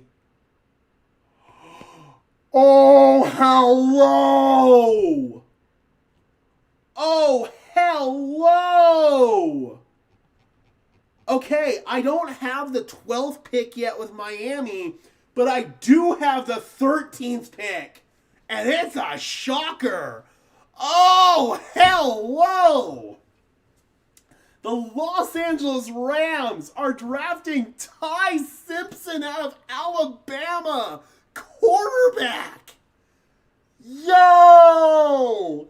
Their long-term succession plan to Matthew Stafford. Wow! Oh, wow! How long's it gonna be before he takes the reins? What? Oh, that's nuts. Yeah, we got 13 before 12. I still have no clue who Miami's going with. But wow. Wow, wow, wow. Oh, wow, wow, wow. We still have no idea who Miami's going with, but wow, that's a shock. So Ty Simpson, the flashes are there. He's only started 15 games in his collegiate career. His processing is kind of slow, but I feel like the arm talent's there. It's good, not great. As far as, a high ceiling, low floor player, okay, we finally have Miami's pick. They're going Caden Proctor, the Alabama offensive tackle. That makes complete and total sense. They desperately needed offensive line help. A grade there, no notes. As far as Ty Simpson is concerned, I don't know how to grade this because you could have gotten another piece to complete your football team around Matthew Stafford, and you could have put yourself in a much better position for next season as you're trying to go all in to win a championship. But you also get your long-term quarterback of the future. I guess I'll give the pick a B, but that's the first real big holy crap moment of the night. So, wow. So at pick number 12, the Dolphins go with Caden Proctor out of Alabama. Great pick there. And then the Rams at 13 with a massive shock, Ty Simpson. Long-term succession plan for Matthew Stafford. Oh, no, don't want to record. Wow. Second quarterback by pick 13 with Bo Nix was the sixth quarterback. Not a real strong class. No, this is a very weak quarterback class. Maverick says Michael Penix vibes. I do think that Simpson's a more talented player coming out than Penix was, so he's got that going for him. And Stafford, realistically, is only going to be there for 1, maybe 2 more years. It's not like a 4-year deal that Kirk Cousins got. So at least this makes a little bit more sense than the Penix move. But yeah, that's a shock, man. That's about the same level of shock as the Michael Penix trade, in my opinion. Time to cut and run from Sanders. I agree, unfortunately, Florida. I could see him taking a quarterback, but first round, yeah, that definitely is. It's an investment. It's an investment for sure. So now we're at pick number 14. The Baltimore Ravens are on the clock, followed by the Tampa Bay Buccaneers and the New York Jets. I'm going to go ahead and bring in the audio here from NFL Network for you guys. And I'm going to step off screen for just a couple of minutes. I am going to go and take a bone rip. So you guys will just bear with me here. I'm reloading this stream because Stream East apparently crashed. I mean, realistically, we don't really need the TV. It's just kind of nice to have it there for when the pick gets announced. So, with the Ravens, I have to imagine this is going to be offensive line here. They've got needs at guard and tackle. Okay, well, this isn't loading. Screw it. We're just going to go. All right, so Rams, they have taken Ty Simpson. You got the Ravens on the clock, followed by the Buccaneers, and then the New York Jets. We're going to step away from screen here just for a second. So we will see you guys when we return.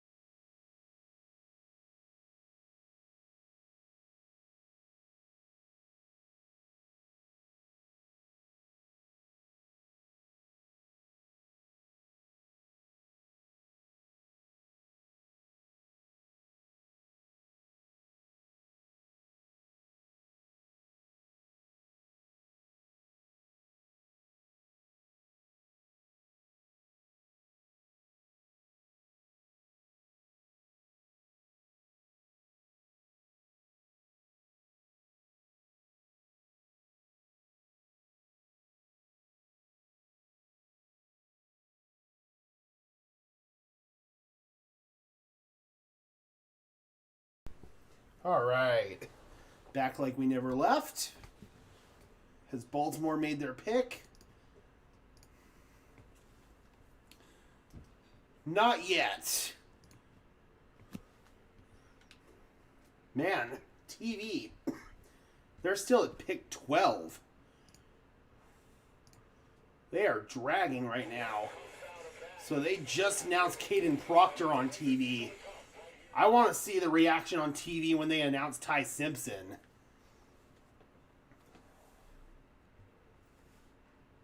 Yeah, it probably is going to be Stafford's last season, and that to me makes it more surprising why you didn't go all in to try to get somebody to finish this team out and make them a true Super Bowl contender. They were in the NFC Championship game last year, and maybe they could have gotten that one last piece to put them over the hump. I will say, though, and I thought about this, I forgot to tell you while I was taking that bong rip, Les Snead, the Rams GM, actually told Ty Simpson's camp that he's got first-round value at the NFL level. If he didn't know that, then he probably wouldn't have declared for the draft this year. And Les Snead just put his money where his mouth is and drafted him to be the long-term succession plan at quarterback. Wow, wow, wow, wow, wow. So we're still waiting here on the Baltimore Ravens. If I had to guess right now with Baltimore, I'm probably going to say it's Oliva Vega Ione. That's probably going to be the guy I'd go for there. He's got really high potential as a starting guard, and last year Baltimore had Daniel Fa'alele as one of their starting guards, and it was kind of a meme across the NFL just how bad Fa'alele was. He has since followed Harbaugh to the New York Giants, so they've got a need there. That definitely would make sense for them. So we'll see if that is the direction that they want to go. That's a common mock draft pick I've seen for them.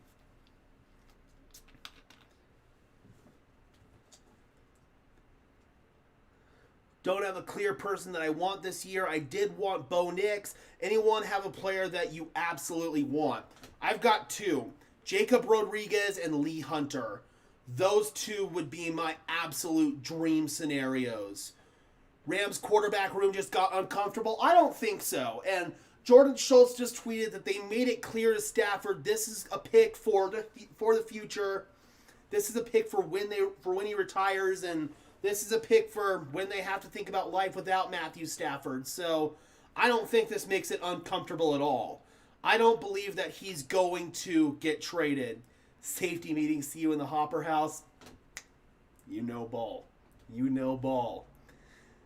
Stafford trade to the Vikings or Cardinals? No, I don't see that. The Vikings, they've got Kyler Murray as their quarterback for this year, and they wouldn't trade him to a division rival. They believe that they can win a Super Bowl this year with Matthew Stafford, and this Simpson pick is for life after Matthew Stafford. Let's go. Second year with the pod on draft night. Let's go, Lone Wolf. You're after Sadiq and Rodriguez? Well, I thought that Sadiq was going to be the pick for the Rams.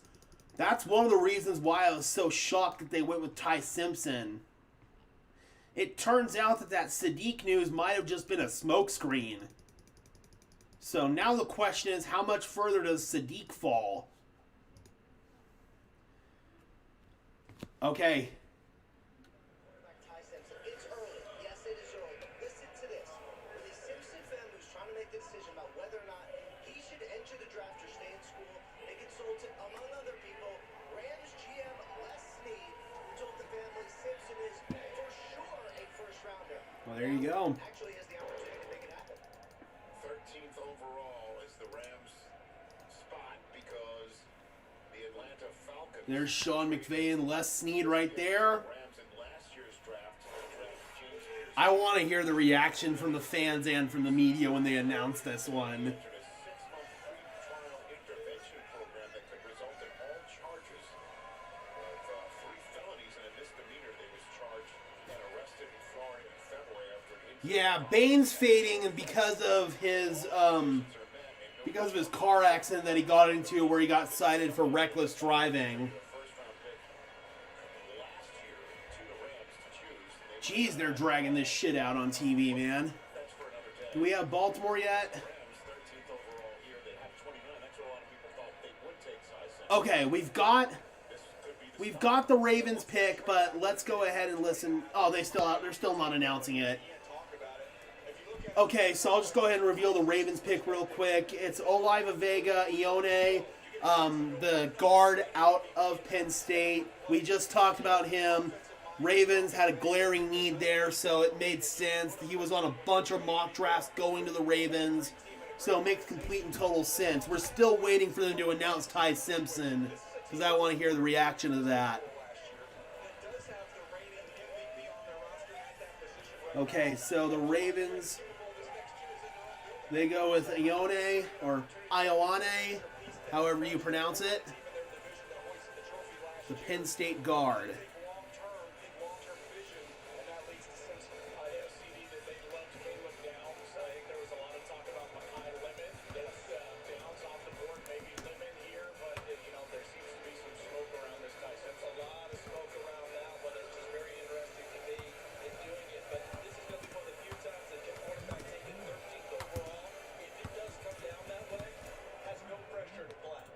Boom. With the 13th pick in the 2026 NFL Draft, the Los Angeles Rams select Ty Simpson. Kind of a mixed reaction from the fans. And obviously shock from NFL Network. Alright, so Oliva Vega Ione going to the Baltimore Ravens. So we're almost halfway through the draft now. Tampa Bay Buccaneers, they are now on the clock at pick number 15, along with the New York Jets at 16 and the Detroit Lions at 17. As far as Tampa Bay is concerned, kind of the consensus here is that they're going to go with Akeem Messador, the edge rusher. That's kind of the consensus popular take here for the Tampa Bay Buccaneers. They desperately need help on the edge, so I could definitely see that. It would keep him in the state of Florida, out of the University of Miami. That's kind of the popular consensus pick right now for Tampa Bay. Or maybe Ruben Bain. Could be Ruben Bain for sure. I don't think it's his short arms that are really in the equation here. It's more so his off-the-field concerns. Sadiq might be in striking range for the Broncos. I don't know if he's going to fall that far, unfortunately. It'd be nice if he did, but I strongly doubt that's going to happen. Wreck driving before you get millions of dollars scares me for sure. Yeah, I am talking about Ruben Bain. I'm still shocked that Pierce got all of his charges dropped. Yeah, I'm shocked too, but that's kind of how it happens sometimes, man. Sometimes these guys can avoid ramifications in the legal system. Short arms and the issues make him an understandable slide. We'll see how much farther he slides, man. Maybe Tampa Bay takes the risk. They definitely could use a high-ceiling player, and Ruben Bain, just from pure physical talent perspective, #1 player on my big board. So, I could see them going in that direction for sure. It's just, do you want to deal with all the associated crap with Ruben Bain?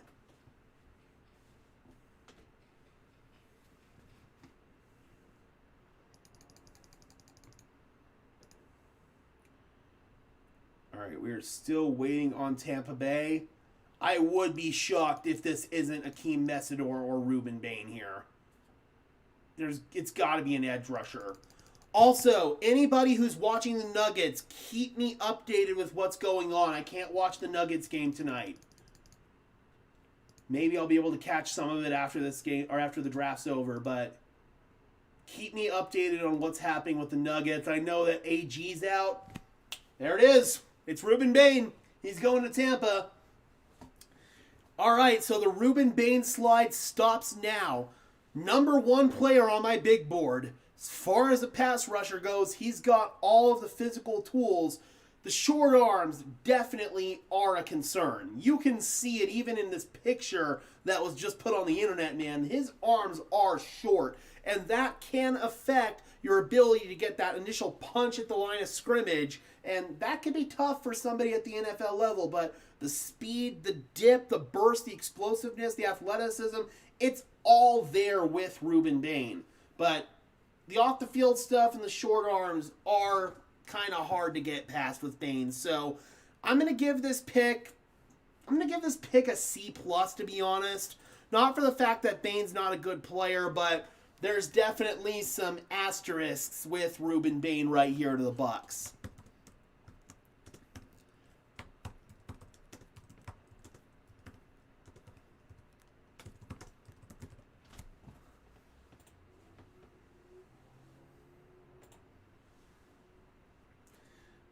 Yeah, I don't think we're going to be able to pull off a trade for Sadiq, unfortunately.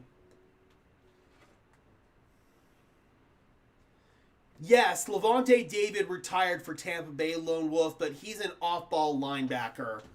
Regardless, they needed help at the edge rush position, and they definitely got that help with Ruben Bain. All right, they're about to announce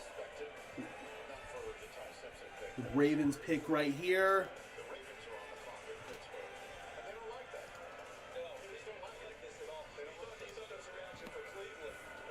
All right, they're about to announce Oliva Vega to the Ravens, and then they're going to announce Ruben Bain to the Bucs. We've now got the Jets on the clock at pick 16, followed by the Detroit Lions at 17, Minnesota Vikings at 18, and the Carolina Panthers at 19. And Panthers, I'm seeing in the chat, that could be a potential stop for the Kenyan Sadiq slide. Mekhi Lemon fell due to the interviews. Interesting. I hadn't heard that. If he didn't interview well, that's not great. All right, Vega Ioane to the Baltimore Ravens. He's going to go to the Panthers, Kenyan Sadiq. I don't get the Chargers hype. They get hyped every single year, man, and they never are able to meet the expectations. As far as I'm concerned, I'll believe it when I see it with the Chargers. Now someone takes Sadiq before the Chargers pick. So they pick at 22. Carolina at 19 is looking like a pretty good option for them.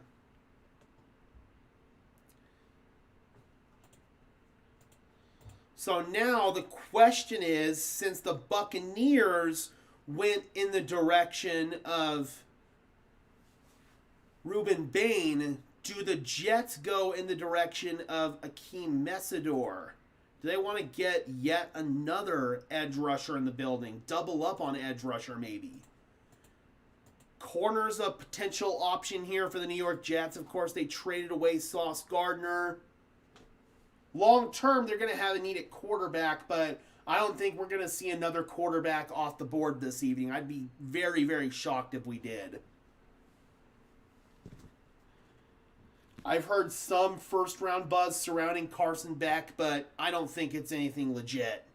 And even if it is, it's probably like way back into the first round, just because some team out there might want to get that fifth-year option. I thought we'd have a George Pickens trade at this point. Maybe not, man. They might not trade him after all. I don't think the Ravens fans like that pick. I think it's a good pick for them, man. They desperately needed trench help, and if they want to be that dominant rushing team that they're known for, this is definitely going to help them get back to that. Who takes Theman? I'm not sure, man. Maybe Vikings at 18. I've seen the Vikings potentially be being an option for him.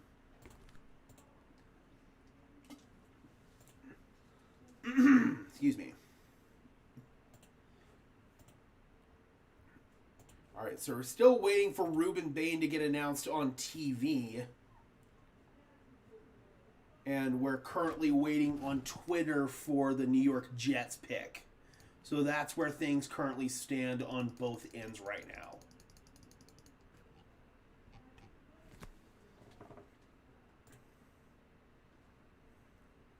Drafting linemen is like buying socks. You need them, but you hate to pull the trigger. I love pulling the trigger on linemen. That's just me, but I can understand that the common fan isn't a huge fan of it, but I personally love building through the trenches. I'm a trench nerd, so anytime you can get a good lineman, I'm all for it. Oh, what's up, KB? How you doing, man?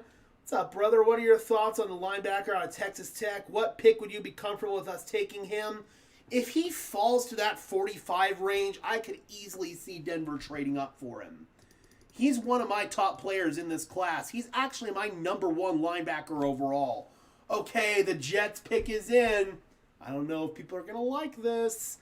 But with the 16th overall pick, the New York Jets are taking Kenyon Sadiq, the tight end out of Oregon. The number 1 tight end on the board. He's an all-around tight end that can do everything. He can play inline. He can be a receiving threat.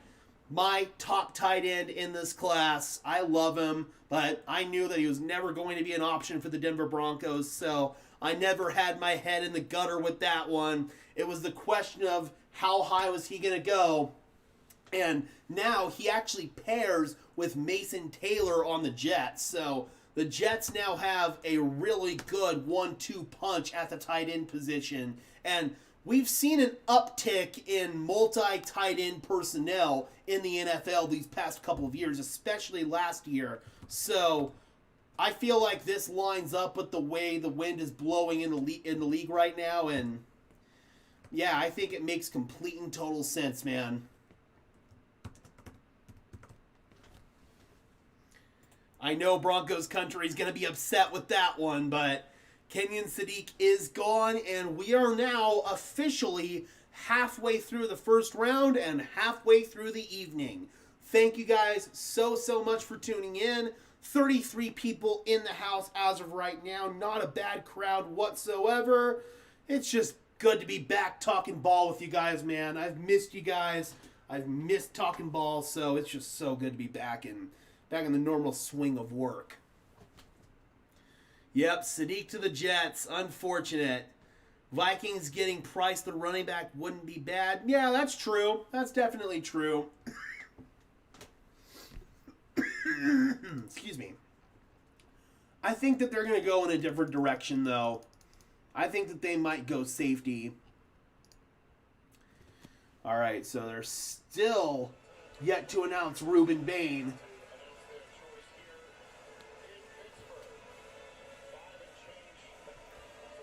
I'm sick, the Jets. Yeah. But at the end of the day, could have been worse, man. At least he's not in our division.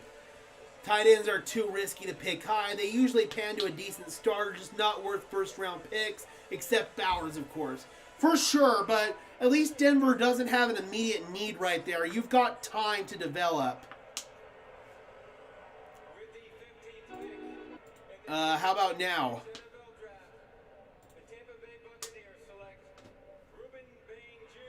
All right, there's Ruben Bain. Fans sound relatively happy about that one. The Ravens went with Vega Ione, the guard out of Penn State. Fills an immediate need for them, so I thought it was a good pick. Yeah, Bailey and Sadiq, that's pretty good, man. We will never draft a tight end in the first round. In my 28 years of being a Broncos fan, we've never done it. They did it in 2019. They drafted Noah Fant. Granted, for me, Noah Fant was more wide receiver than he was tight end, but technically that is the tight end in the first round. This current regime hasn't done it yet, though. Has Sean Payton drafted a tight end in the first round? Trying to think back. I don't think he has. He's kind of been more of a veteran tight end kind of guy. Obviously, he got Jimmy Graham as an undrafted free agent. He kind of lucked into that one, but I mean, he got Jeremy Shockey as a free agent, Jared Cook as a free agent. So, I don't think it's ever really been Sean Payton's MO to draft a tight end in the first round. Another great player wasted on the Jets. Yeah, that is true, man. That is definitely true. All right, so pick 17. Who's on the clock again for 17? It is the Detroit Lions. Okay, so I'm going to have to peek over and see how my guy Derek from Lions Syndicate reacts to this one. I think he'll be happy if they go with an edge rusher here. If they go with Akeem Messador, I think that my guy Derek might actually be okay with that one. I'm going to have to pop over and see what he thinks of the pick whenever they make it. But we've got the Detroit Lions on the clock, followed by the Minnesota Vikings at 18, and then the Carolina Panthers at 19. Yep, Noah Fant, first-round pick. Denver initially had the 10th overall pick that year. They traded down with the Steelers. The Steelers took Devin Bush at 10, and then Noah Fant went at 20.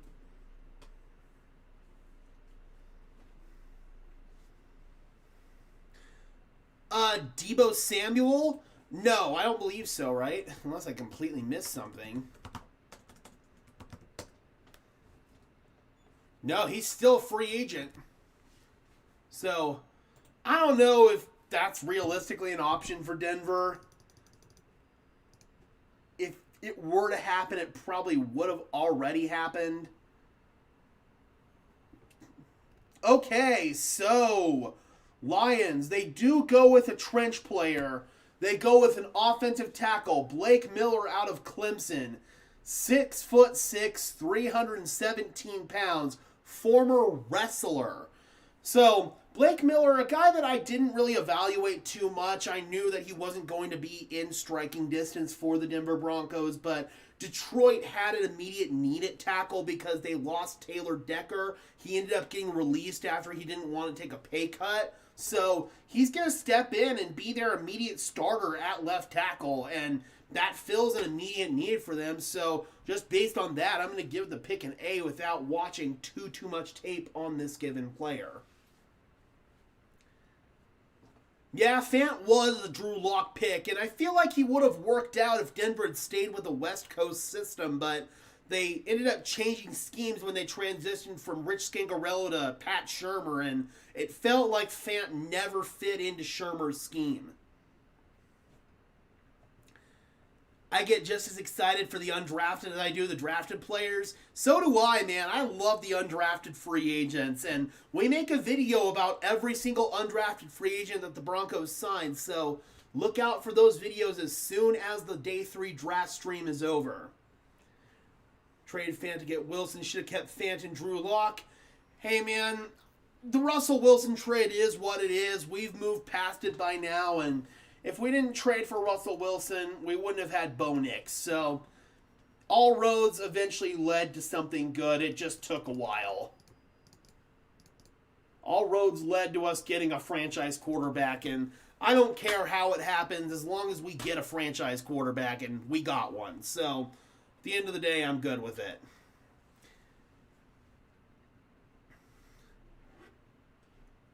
Taylor Decker, I'm assuming you're talking about right there. He's a really good player. Doesn't really fit any needs for Denver, but he is a really good tackle that I feel like is going to step in and be a starter somewhere this coming year. Wrestlers have a strong base, great hands, and good conditioning. All three of those things translate to being a good tackle at the NFL level. And the Lions, they know good offensive linemen. They've always been able to draft good offensive linemen. So I feel like this is going to work out really well for Detroit. Oh, snap, I almost forgot. Gotta update my graphic here. Sorry, guys.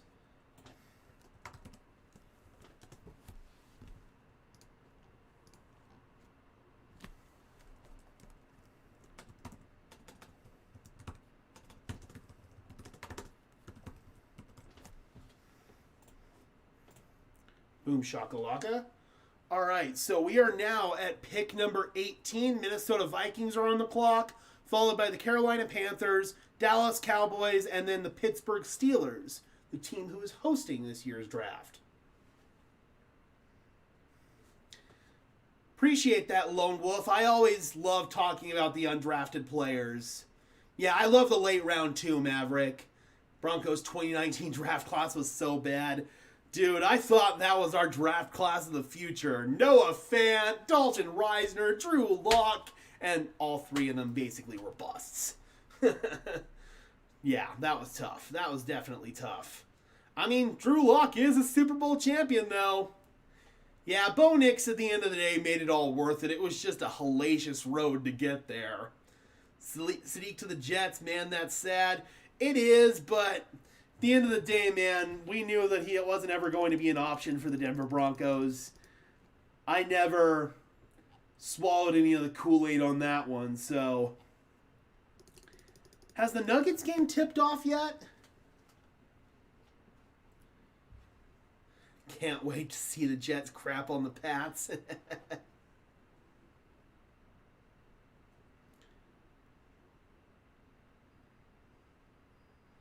Still never going to forget how happy I was when we traded up for Drew Lock. So was I, man.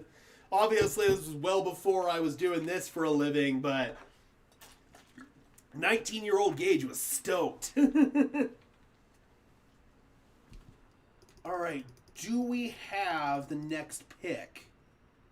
Minnesota's on the clock right now. As far as the direction Minnesota could go, I do think that Theman, this could be where he comes off the board.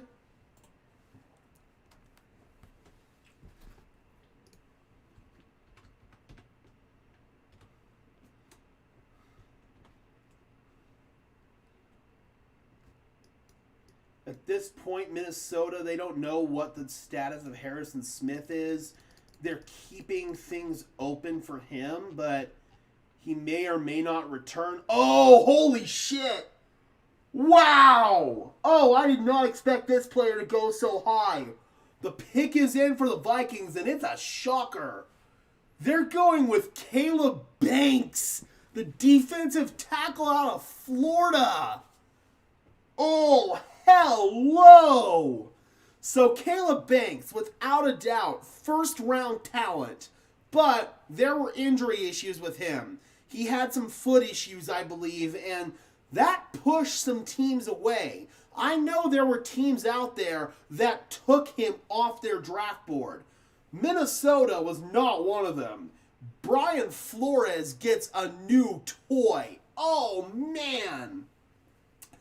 If this works out for them, this is a slam dunk A-plus pick.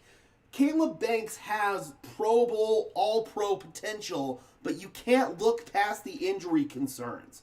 I'm going to give this pick a solid A because it's got the potential to be so good, but this is probably the second big shock of the night. Vikings going with Caleb Banks. Wow, wow, wow. The question was he going to go in the first round? In the first round, he sure as hell does. He goes with the 18th overall pick. Wow, wow, wow, wow, wow. Oh, Drew Lock was leaps and bounds better than Paxton Lynch, but unfortunately, that's not a very high bar to set. 13-year-old Maverick thought we were going to be good again. Yeah, I did too, man. Okay, the game just tipped. Fantastic. Keep me updated, guys. I hope we can bounce back tonight. We desperately need to. What do you think on Johnny Wilson, the UDFA we signed last draft class? I believe you're talking Johnny Walker there. One of my favorite players in last year's draft class, and somebody that I didn't think deserved to be an undrafted free agent. He was definitely raw as a rookie. He ended up playing pretty rough in training camp, and then he broke his leg. I'm hoping that he looks better in this year's camp because when I scouted him in person at the Shrine Bowl, I fell in love with him. I saw Nick Benito light with his burst, his explosiveness, his get off at the line of scrimmage. I mean, he reminded me so much of Nick Benito. All right, pick is in for the Carolina Panthers. They're going with Monroe Freeling, the tackle out of Georgia. So, with Carolina, it's kind of interesting on their offensive line, especially with tackle, because their starting left tackle, Ike Ekwonu, suffered a torn patellar tendon in their playoff loss to the Rams. They've got Taylor Moton as their right tackle, but he's an older player. He's been there forever at this point, so I'm curious what side they're going to play Monroe Freeling on? Is he going to be their left tackle or is he going to be their right tackle? They did sign Rasheed Walker from the Green Bay Packers to kind of be a pseudo starting left tackle, but this is more of a long-term solution. I wonder if he's a long-term replacement for Aquanu or a long-term replacement for their right tackle, Taylor Moton. So I'm going to give this pick a B+. Great value for where you're getting Freeling here, and we'll see how he fits into their plans long-term.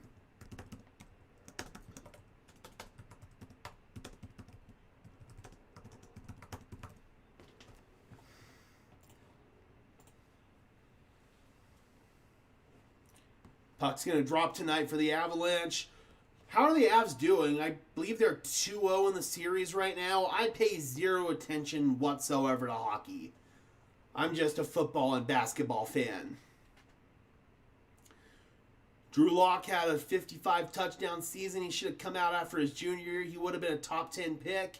Yeah, I know that he got a lot of buzz after that junior season. All right, so Caleb Banks to the Vikings. Oh, Eagles are trading up. Eagles are trading up. So we had the Carolina Panthers who just took Monroe Freeling. Dallas was on the clock, and the Eagles just traded up with the Cowboys. That's not the first time they've done that. They've done trades with the Eagles before. The Cowboys have. So this is interesting. The Eagles and the Cowboys actually switched picks in the first round the year that they came away with Micah Parsons and Devontae Smith, respectively. So this is interesting. The Eagles are trading up, according to Mike Garafolo. I'm assuming they're trading up with the Cowboys. Yes, they are. They are trading up with the Cowboys, coming up to the 20th overall pick. So Howie Roseman's got something cooking. Let's see what Howie's got up his sleeve here. Jokic has been ice cold from 3 this series. He's been ice cold from 3 a good chunk of this season, man. I don't know what's going on. I don't know if his wrist isn't right or what, but something's just off with Jokic. It's not just from 3 either. He's just off. I don't understand what it is because we know what he's capable of. He's the greatest player in the world, but I don't think he's playing up to that level right now. I hope the Jets don't squander Kenny and Sadiq's potential. Yeah, that's always a concern with them. You know this Eagles pick is going to be a banger. Yep. Howie's about to cook, man. He's got somebody that he's after. All right, so compensation. The Eagles trade for number 20 and a 7th round pick. In exchange, Dallas gets 23, 114, which is a 4th rounder, and then 137, which is, I believe, a 5th rounder. All right, so that's the second most recent Eagles and Cowboys trade. Last one worked out for both parties pretty well. Dallas got Micah Parsons, and Eagles got Devontae Smith. So we'll see what happens here. And this 20th pick is the pick that the Cowboys, ironically enough, acquired in the Micah Parsons trade.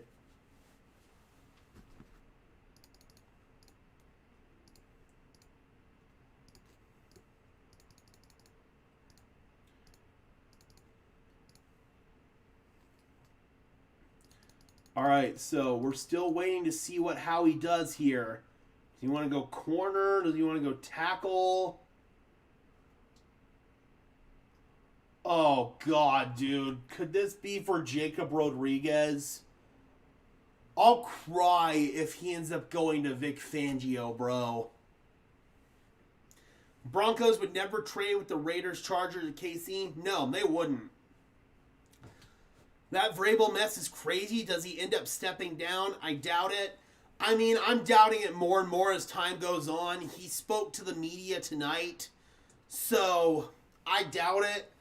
I think he should, personally, because getting that cozy with a credentialed NFL reporter jeopardizes the competitive advantage that other teams have. and it gives the Patriots an unfair advantage. And at the time Vrabel was with Tennessee, it gave the Titans an unfair advantage. And there's starting to be some rumors coming out that Rossini being so close to Vrabel is what influenced the Julio Jones trade and him getting traded for only a second-round pick. So at this point, man, I feel like Vrabel needs to resign, but it's probably not going to happen. Oh, wow. Okay, the Eagles pick is in, and this signals what's coming next for the Eagles. They're taking Mekhi Lemon, the wide receiver out of USC. That means that A.J. Brown is definitely getting traded. It's not going to happen until after June 1st because Brown's salary gets cut in half after June 1st. It would be just a $20 million dead cap hit for the Eagles as opposed to a $40 million dead cap hit if they trade him after June 1st. So that's when Brown is going to get traded, most likely to the Patriots, speaking of. But they've now got their potential wide receiver one to pair with Devontae Smith in Mekhi Lemon. I love this pick. I think Lemon's going to step in. Most likely is going to be their ex-receiver. He can play in the slot as well. I love his route running. One of my favorite players overall in this class. And we knew that Howie was going to cook.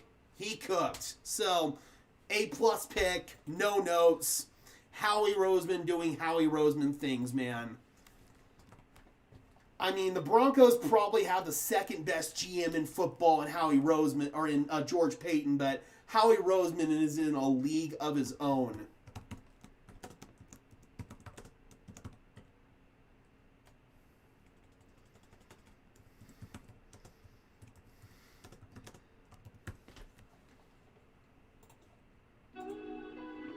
There we go. There's another flash of the welcome screen. A.J. Brown, my fantasy bust last season. Yeah, man. When he's not getting force-fed the ball on go routes and stuff like that, go routes and slants, he's not going to put up the numbers. Yeah, the salaries have ballooned. I mean, it is kind of crazy that we're saying just $20 million. But glad we didn't go for A.J. Brown. Talent, but a diva. Quite frankly, I think even his talent's overrated. He's not the greatest route runner in the world. He's basically got two routes. He's got a slant and he's got a go. Oh, and he's got a stop too, so 3 routes. Congratulations. Yeah, for me, A.J. Brown, not worth the headache. The talent doesn't match the level of bitching that he does. So, yeah, I'm good. Thank you. John Lynch is definitely the second best GM. They lost like 12 starters last year and still came back and won 12 games. That's a fair argument too. It's kind of a pick your flavor thing there. I'm a little bit more of a George Payton guy. I feel like long-term George Payton has made more sustainable moves than John Lynch, but you could definitely make an argument for John Lynch right there. I'm not shitting on Lynch at all there. When I heard Vrabel and Rossini has been in an affair for 6 years, yes, that is indeed what the evidence suggests. Some pictures came out from March 11th of 2020, which ironically enough was the day that the world shut down because of COVID. They were in a bar in New York City, and those were probably the most incriminating photos out there because they literally showed them kissing. So I don't think you could sweep any of that under the rug, man. You could try to brush off what happened in Arizona and say that that was a one-off thing. Clearly it wasn't. So, yeah, as far as I'm concerned, Vrabel should resign because him being that close to a credentialed insider, it just jeopardizes so much with the league. But we all know that the NFL is a good old boys club and Vrabel's going to get a slap on the wrist. Maybe he's going to get a fine or something like that. Roger Goodell said that it's a personal matter and it's not a league matter. I think that's a bunch of bull. 4 points with 6 minutes left in the first? Come on.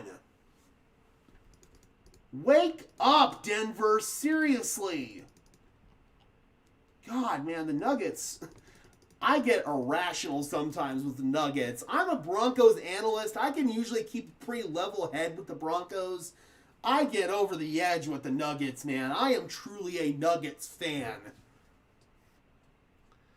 For A.J. Brown, we did not need A.J. Brown. All the rumors saying who was going to go over to the Broncos was false. I'd prefer Jane Waller over A.J. Brown. Let's see what the Patriots will do. It's a bunch of nothing. That's BS. I mean, I don't know, man. I think that this is going to spill over for the Patriots this year, and they're going to have a tough year as a result. I think that the Patriots are going to miss the playoffs this coming year. 4-12, come on, man. You can't start slow against Minnesota. They've got too much athleticism. Even Anthony Edwards at 50% or whatever he's playing at right now, that's still more athleticism than Denver can handle. 1 for 11 from the field? Jesus Christ. Not good. Not good.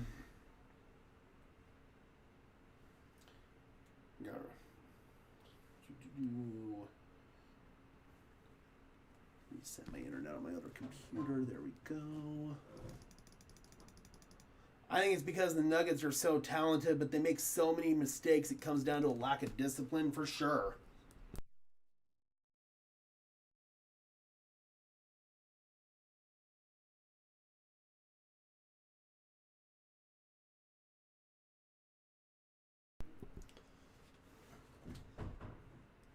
You really think New England is not going to the playoffs? I don't think so.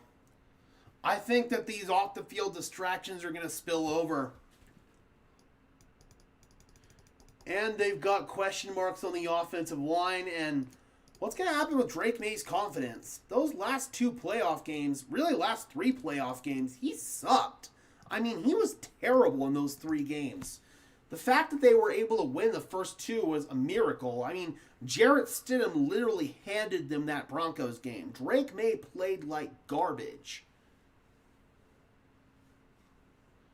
So, I don't know, man. I don't think that the Patriots are going to live up to the hype. I really don't. Diehard Broncos and Sacramento Kings fan, and you're from Jersey. You poor soul, Kings fan. That's tough. That is tough. Got an owner that wants to bring in a bunch of washed up stars to sell tickets, doesn't care about the actual construction of the team. That's rough. You're like me when I bartend during a Broncos game. Sir, you can't wait for another drink. What are your main targets that you look at going today, you like for the Broncos tomorrow? Jadarian, Roush, and C.J. Allen. I mean, Roush is definitely in there. Price is in there if he falls to you at 62.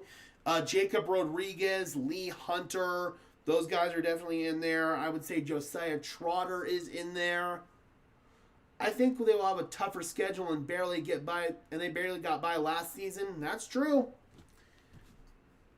No, I think that the Patriots are going to get exposed. All right, Steelers. They are going with Arizona State offensive lineman Max. I always get this name wrong. Ian Anker. I'm just going to say Ian Anker. So, Max Ian Anker, the guard and tackle out of Arizona. He can play a little bit of both. I imagine that Pittsburgh's probably going to keep him on the interior. They've got some question marks on their offensive line. Both of their tackles are pretty questionable. And they lost one of their starting guards in Isaac Seumalo. We'll see how the Pittsburgh crowd reacts to that one. Of course, it's their first year in the post-Mike Tomlin era. So, yeah, that is the first pick of the Mike McCarthy era in Pittsburgh. Max Ian Anker. And let's go ahead and bring this back in. I'll update the graphic in just 1 second, guys. Let's see how the local Pittsburgh crowd reacts to that one. I want to make sure I spell Max's last name wrong. Or spell his name right. Sure, I'll just spell it wrong. So that's pick number 20. Or that's pick number 20.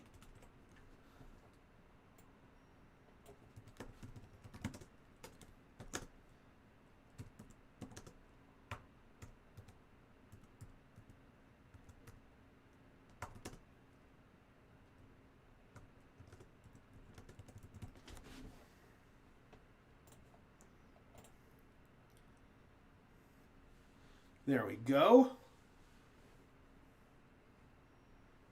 What do y'all think about the Cam Johnson trade now?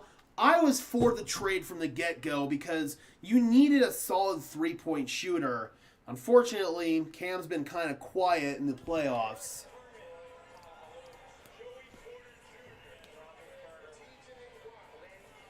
My family lives in Massachusetts and they say the same thing.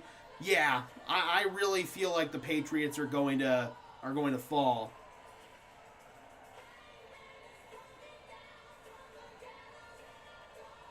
I think they're playing, well, they're playing Renegade right. Oh, you know what? I actually need to mute that. That's copyright music.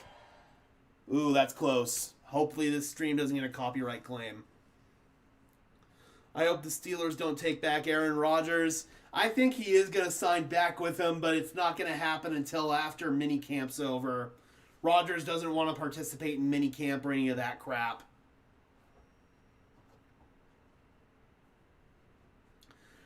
Said Goodell needs to learn names. Some of these names are almost impossible, but being the leader needs to try.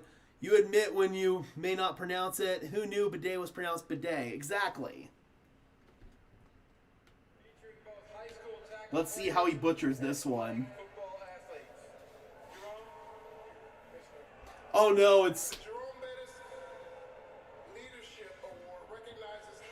Yeah, Jerome Bettis is announcing it instead, so Roger can't butcher this one.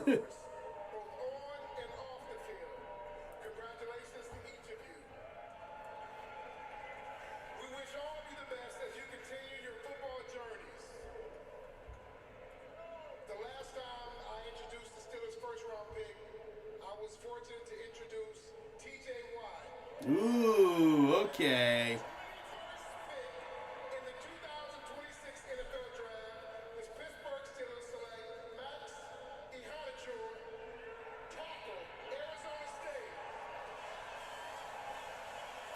Steeler Nation seems pleased.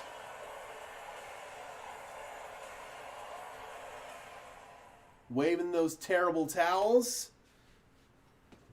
Rodgers is a diva. He is. I mean, I have a soft spot for him because he's the last of my childhood quarterbacks.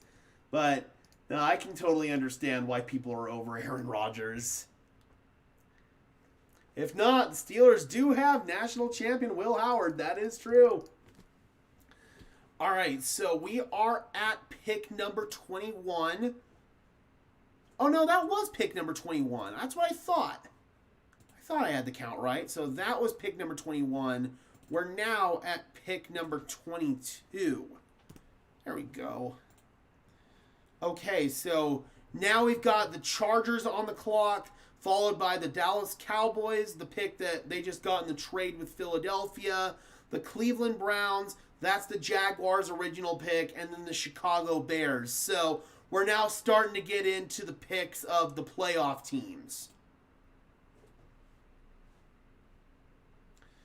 Who do the Chargers go with here? So I've seen quite a few different mocks with the Chargers. Edge rusher is definitely one that I could see here. You've got an aging Khalil Mack on the roster as your number one edge rusher. You just lost Odafe Owe, who you rented for half the season last year. So I could see an edge rusher here. So perhaps this is maybe the stop of the slide of Akeem Messador. 18-6? Jesus Christ, we can't shoot anything.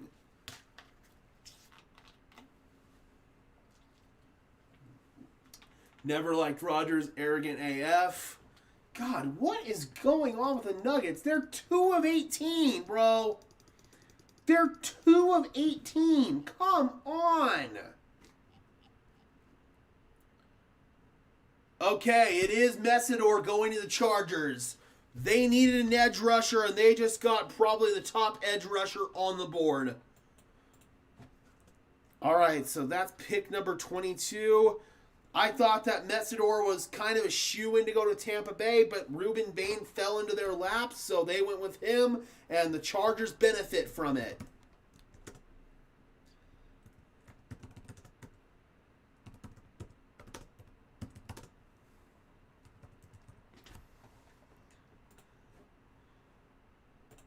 Finally hit a 3. Let's go. Who hit it? I'm going to guess it was Murray. All right, so Akeem Messador to the Chargers. I give this pick a solid A. Fills an immediate need for them. I don't think that Messador is going to be an all-pro edge rusher, or I don't think he's going to be like prime Khalil Mack or anything like that, but certainly can develop into a really solid long-term starter for them. So, yeah, I think this is a solid pick. Who's Miami going to get for our Waddle trade? Oh, Hardaway? That makes sense. That definitely makes sense. 6th man of the year, baby.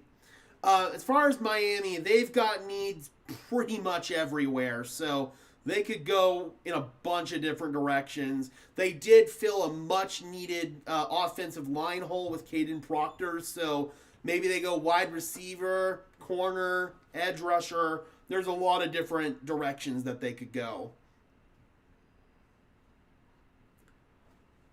Calling it now, Cole Payton will be the third best quarterback.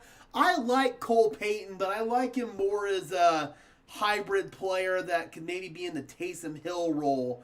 I question his arm talent at the NFL level. I just don't know if he can sling the ball into tight windows. His athleticism is phenomenal. I mean, absolutely phenomenal. I think that he's got the potential to be a really good athletic running quarterback, but that arm, sometimes it's pretty tough to watch. Again, guys, thank you so much to everybody rocking with me tonight. We are mostly through the draft here. We've got 1, 2, 3, 4, 5, 6, 7, 8, 9, 10 more picks to go. So, hope you guys are looking forward to it. And then tomorrow, the Denver Broncos will be picking 62nd overall unless they trade up or trade down. So, hope you guys are looking forward to that. God, absolutely embarrassing by the Nuggets, man. Completely and totally embarrassing. I mean, yes, honestly, Jeff. There are plays where Peyton cannot hit the broadside of a barn. Oh, Twitter says the Avs just scored. 25-11, that's disgusting. The lack of effort and fight back from this team pisses me off. They're so talented, yet in the big moments they shrivel up and die.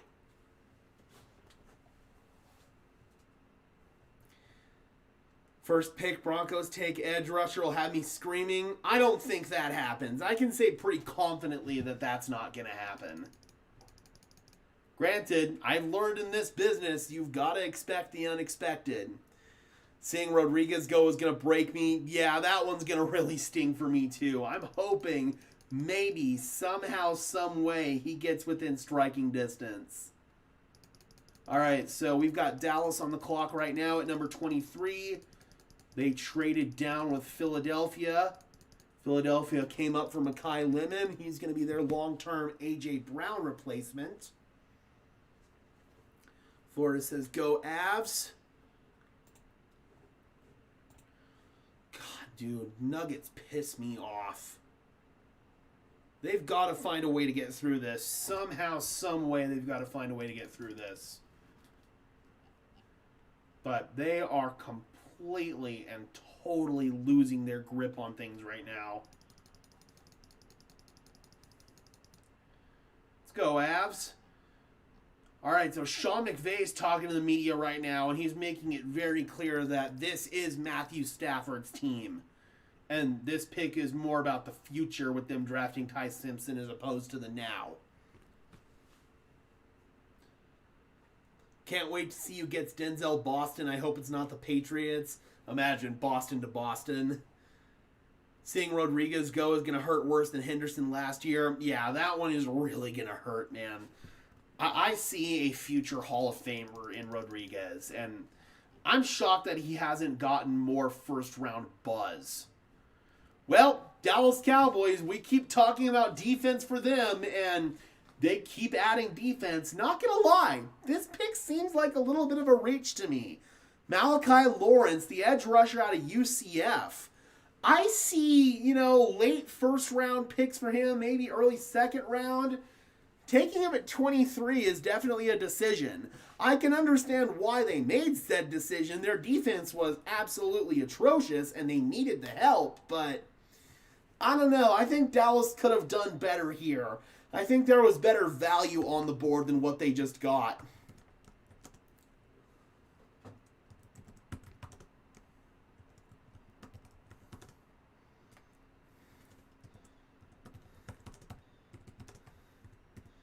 Yeah, I don't know, man.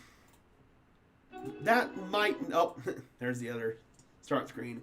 That might not have been the pick if I were leading the Cowboys, but I can totally understand why they did it. You had a glaring need right there, and sometimes when you have a glaring need, you've got to reach. Oh, the Steelers taking Ian Anker. This makes a little bit more sense. I forgot. Broderick Jones, their left tackle, he's got a neck issue that is starting to concern some of the medical people for the Steelers. So maybe that's their decision there. Maybe that's why they did that.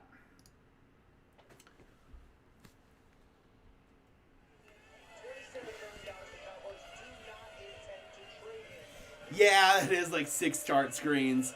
All right, they're about to announce the Malachi Lawrence to Dallas pick.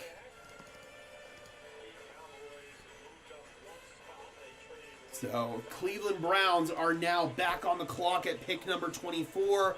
This is the pick that they got when the Jaguars traded up last year for Travis Hunter. Then we've got Chicago at 25, Buffalo at 26, and the 49ers at 27.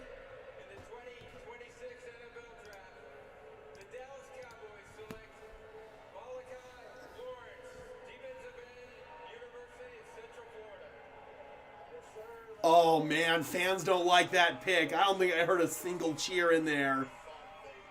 Oh, the fans do not like that pick at all. That feels like a reach to me. It really does. So we'll see how this works out for Dallas long term. You traded away one of, if not the best pass rusher in the game in Micah Parsons, and you end up with Malachi Lawrence. Sure, you did get Quinn Williams as well. And you got Caleb Downs, but, man, that's rough. That's rough for Dallas fans. This feels like a classic Jerry Jones reach. Yes, Theman would have made more sense, for sure. You could have paired him up with Downs? Hell yeah. 28-11. Fucking barf, bro. Gee whiz. This team, man, they're so frustrating. They've got all the talent in the world. They could win championship after championship. But bad ownership is ultimately going to get in the way of that happening. I hate it. I absolutely hate it. We've got the best basketball player in the world, and you've got OKC, and say what you will about OKC, and I have plenty to say about OKC. Their GM, Sam Presti, is the Howie Roseman of the NBA.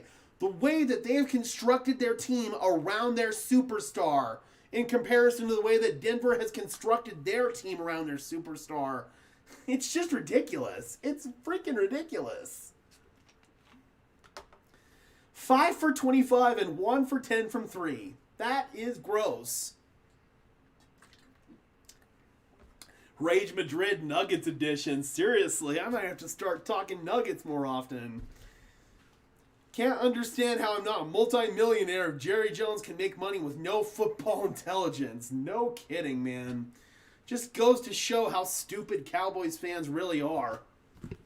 All right, is Cleveland's pick in yet?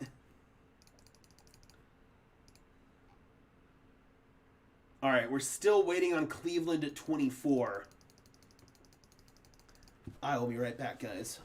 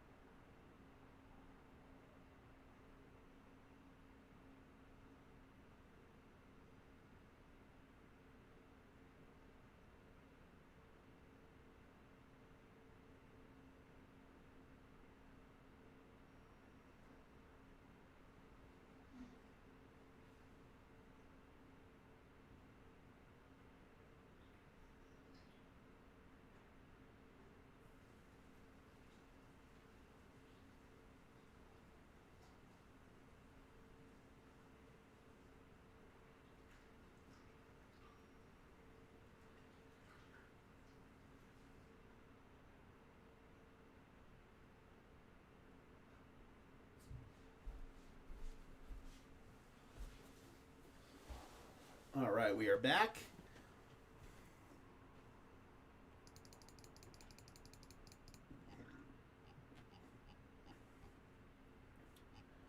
Did they draft KC? I'm not seeing that yet. I am not seeing that on Twitter.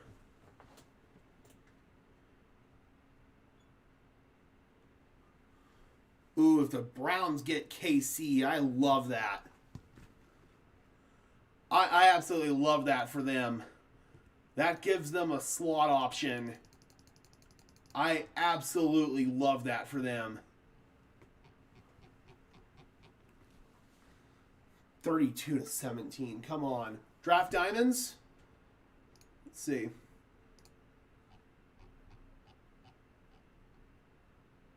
Yep, there it is. Okay. I like that pick for them, man. They needed a slot option desperately. It sucks because I really like KC and I feel bad that he's going to Cleveland, but as far as the need is concerned, they needed that. They needed receiver help.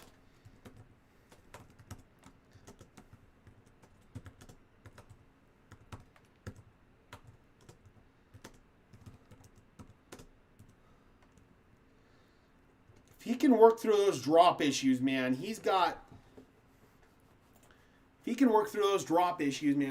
serious potential. And a really good dude as well. Wouldn't that be great if the Broncos traded up while I'm out? That would have been funny. I still don't think that we're going to have any activity from the Broncos tonight. As we get midway through the second round tomorrow, though, we could see some action. All right, so KC is off the board. Now we've got Chicago on the board. They've got some defensive needs, maybe offensive line. Maybe they could find somebody with center flex after they lost their starting center, Drew Dahlman. You've got Buffalo after that, then San Francisco, and then Houston. So we've got 1, 2, 3, 4, 5, 6, 7, 8 picks left in tonight's draft.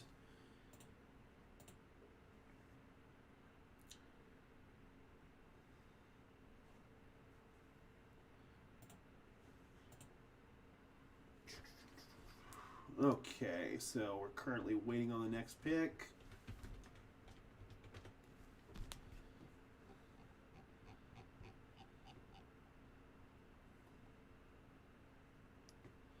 I like Zachariah Branch as kind of like a day 2 guy.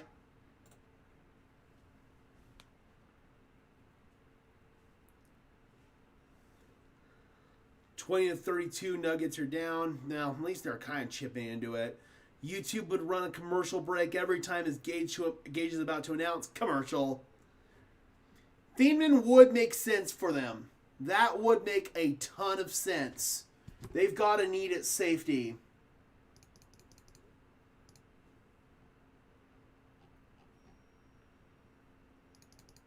All right, as far as I know, the Bears pick is not in yet. But that would make a lot of sense.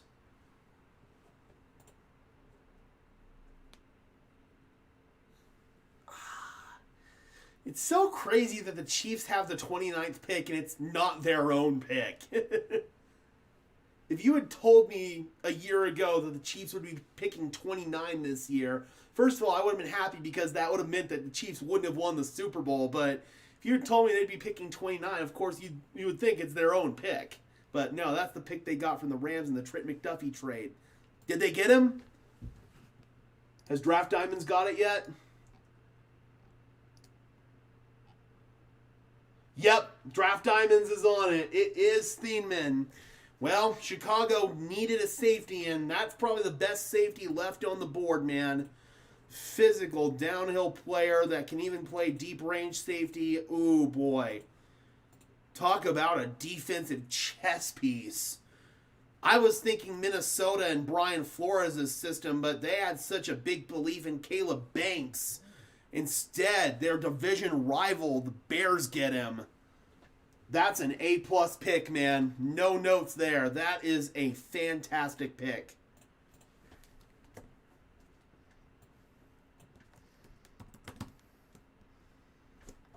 Wow, wow, wow, wow, wow.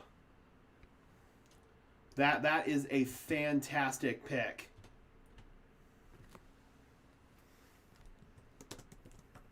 Make sure I got his first name spelled right.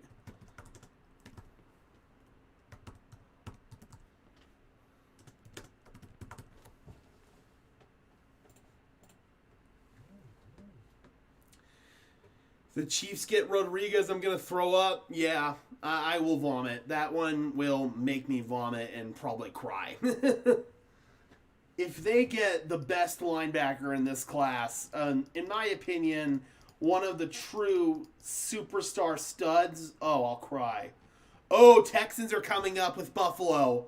Texans are trading up to pick number 26. So they had pick 28. They're jumping the Niners one spot here. So with Texans, you've got immediate offensive line needs. That's been a need for them for the last 10 freaking years, it seems. Defensive line's also a need. Linebacker, corner. So there are a bunch of different directions that Houston could go here. Waiting to see on the compensation. But Houston is coming up with Buffalo at 26. Okay, so 26 and 91 are going to Buffalo. 28, 63, and 168. Or, I'm sorry, 26 and 91 are going to Buffalo. Or, Jesus Christ. 26 and 91 are going to Houston. And then 28, 63, and 168 are going to Buffalo. So Houston coming up 2 spots. Try saying that 10 times fast. Oh, dude, I will be so freaking upset. You probably will see Rage Madrid if the Chiefs get Rodriguez. Or if they get Lee Hunter. That's another one that'll make me cry. Because those are 2, like, first-team All-Pro, freaking superstar for 10-plus seasons type players. And if Kansas City freaking gets them, if the rest of the freaking league lets Kansas City get one of those players, I'll be lost for words. I still don't get why the Texans neglect the offensive line. I don't either. I don't get it, man, because they've got a really good quarterback who gets pulverized every single week and currently is getting crapped on by the media because he ends up freaking taking a bunch of sacks and crumbling under pressure because you don't have adequate protection. 22-41, man. Well, last week they blew a 20-point lead. Maybe they can have a 20-point comeback in this one.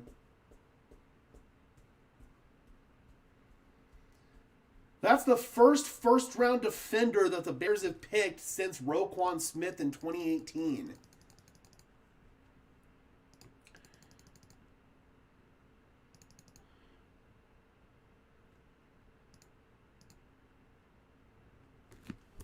All right, they're about to announce the Theman pick.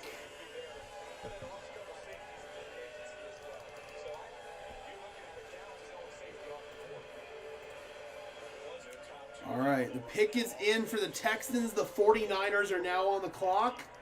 I don't quite have the pick yet. Oh, Draft Diamonds just tweeted. Still don't have it.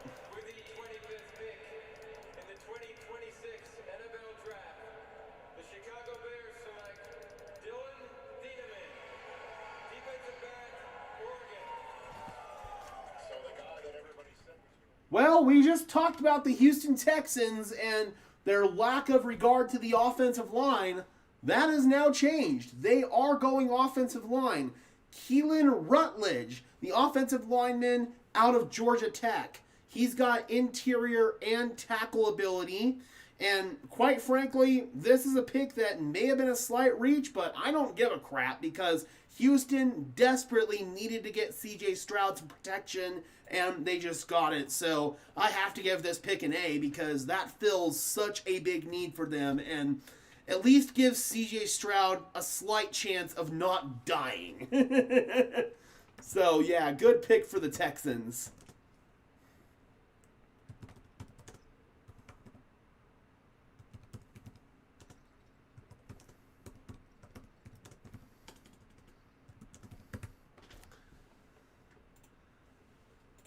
Boom shakalaka. Oop, Dolphins trading. We got another trade. Oh, yep, they are coming up with the 49ers. All right, so Miami is trading up with San Francisco. Yeah, facts, Maverick. I was also sad that we didn't have an opportunity to get a guy like Tristan Wirfs in that draft. Wirfs was my number one player that I wanted the Broncos to get in that draft. And he went 1 pick before Denver, or 2 picks, whatever it was. Okay, so pick 30 is now going to San Francisco, along with pick 90. And in exchange, 27 and 138 are going to Miami. All right, so that 30th pick has now changed hands again. It went to Miami in the Waddle trade, and now it's going to San Francisco in this trade.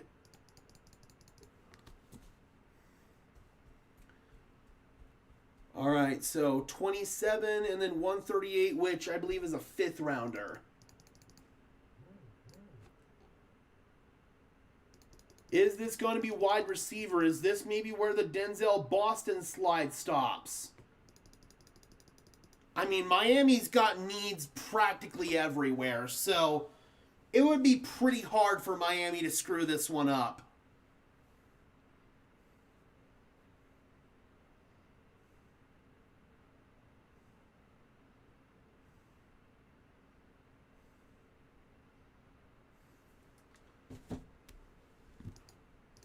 All right, we are still waiting. You would think after a trade up, you'd have the player announced immediately. Because if you're trading up, you know who you're trading up for.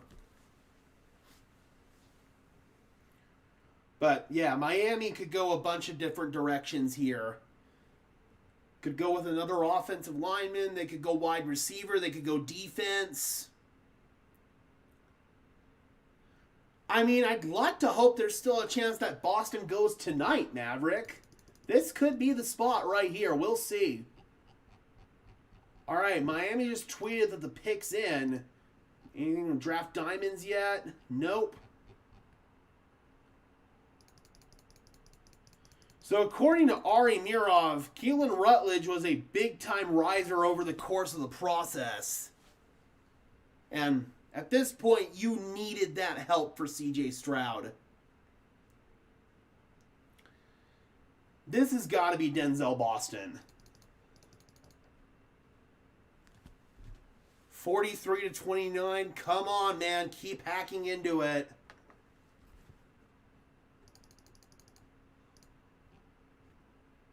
You got Jordan Schultz. Man, it's still not in. This one's dragging out.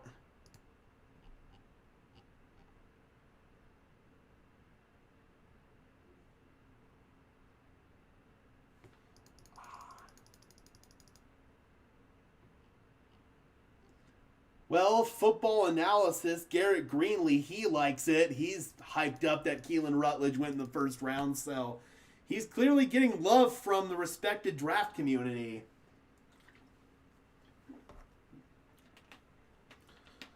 Oh, man, my back is killing me. Been sitting for too long. That day 3 stream is going to be woof.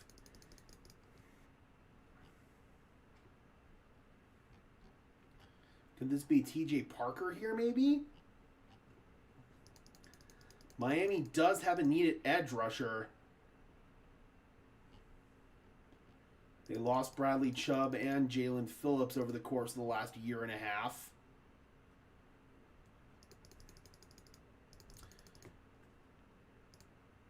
Okay, so Miami traded up, and as of right now, we still don't know who they traded up for.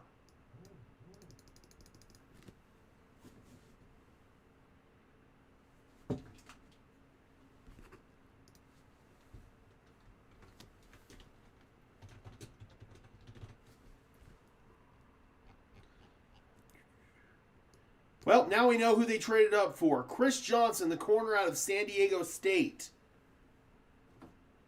Well, Miami pretty much had a need everywhere, and corner is included in that, so I can definitely see why they went ahead and did that.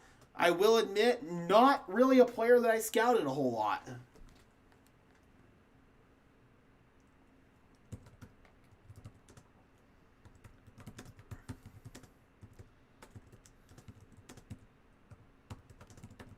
So, honestly, I'm not going to grade that pick because that's a player I actually need to watch a little bit more tape on.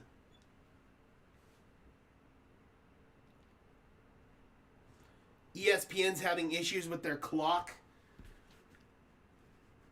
Twitter seems to be going pretty smoothly. It's just it took a while for that Johnson pick to come in. All right, so that's number 27.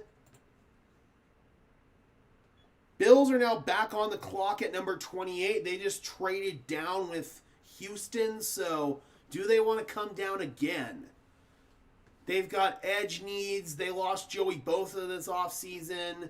Offensive line needs potentially. They lost David Edwards, their starting guard, so I'd say edge and offensive line are probably the two positions to keep an eye on right now.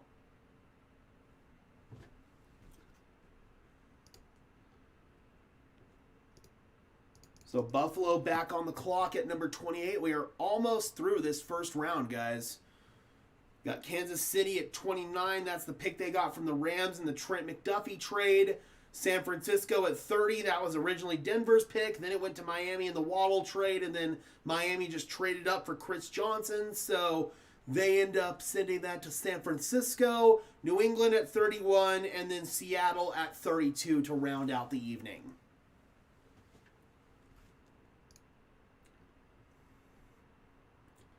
What is going on with the Nuggets, man? Seriously.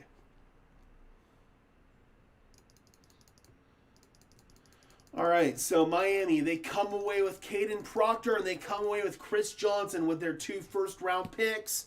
That's kind of the spearhead, the beginning of their rebuild. So this is the start of the new era of Miami Dolphins football.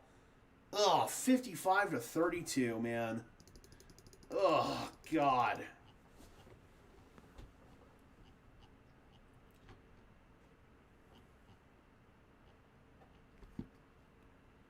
That's tough. That's tough, man. So, clearly we're not shooting well, and we're not playing an ounce of defense.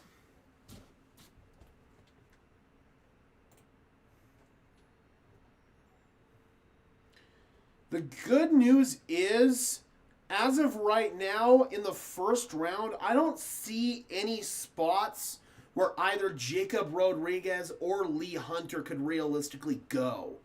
Now, that doesn't mean somebody couldn't trade up for one of those guys, but it's looking like for both of them, we might be safe at least through tonight. And then either later tonight after this stream's over or in the morning, most likely in the morning, we'll go ahead and do a video about the remaining draft, the remaining players left in the draft and who makes sense for the Broncos, all of that good stuff.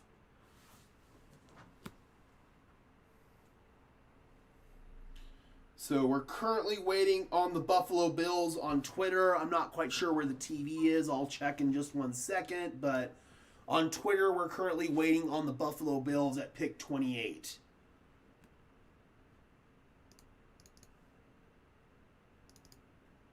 Oh, Patriots are on the clock.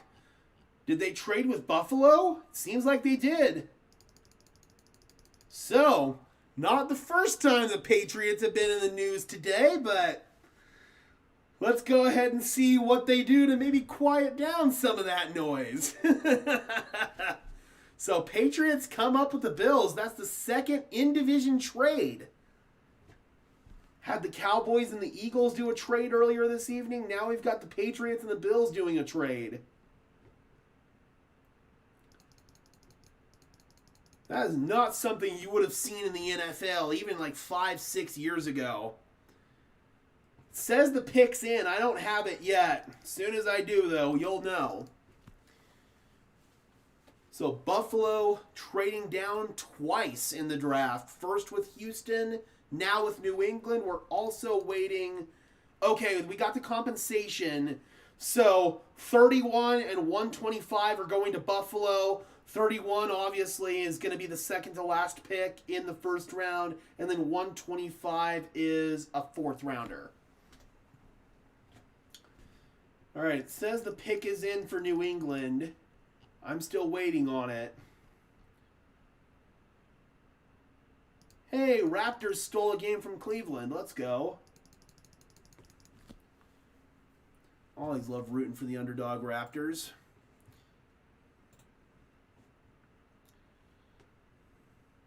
I think the Bills learned never to trade again with the Chiefs in the draft. Facts. Chiefs ended up with Xavier Worthy, and then the Bills ended up with Keon Coleman. Ugh.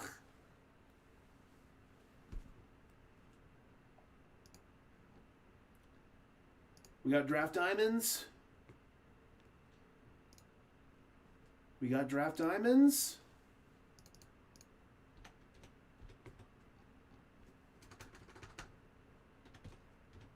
Do we got? Yes, we do. We got draft diamonds. Caleb Lomu, offensive tackle out of Utah. Ooh, interesting. That's a little high for me. I had a second round grade on him. Wow. And the Patriots trade up for him. So, Patriots, this could mean something here because Will Campbell was the 4th overall pick in last year's draft. He didn't really play well at left tackle, and people were wondering, could they kick him inside to guard? With them taking Lomu here, ooh, man, that is interesting. That is really, really interesting. What do they feel about Will Campbell long term? So they trade up to get him.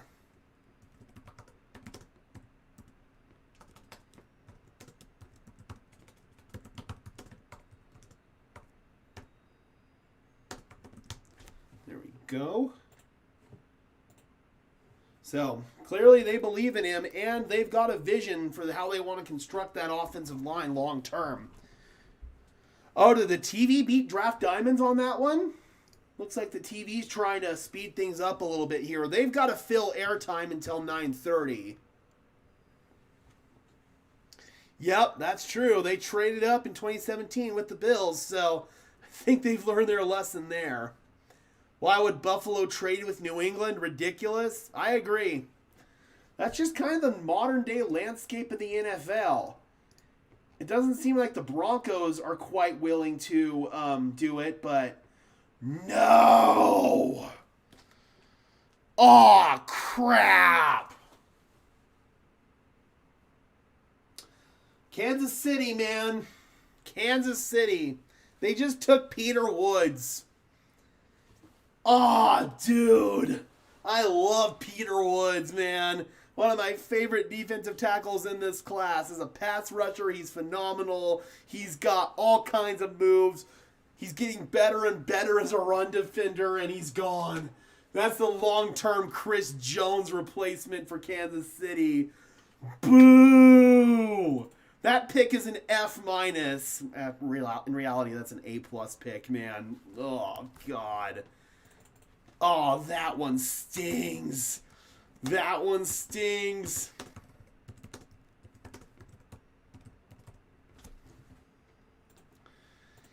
Yeah, that one's nightmare fuel for me.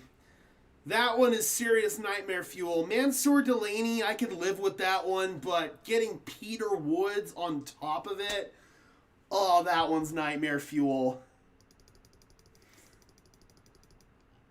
I've also got some concerns about the Bills maybe taking Jacob Rodriguez at 31, but now we've got the 49ers on the clock here at 40, or at 30. Oh, no. Dude, that sucks. That sucks so bad, man. They just got their long-term replacement for Chris Jones to fall right in their lap. Oh, that blows. Yeah, needless to say, I'm not going to be turning into the Nuggets game after this is over. Ooh, Jets are coming back in. Are they coming up for Carson Beck? Jets are trading back up. I'm assuming with the 49ers. The Jets are coming back in.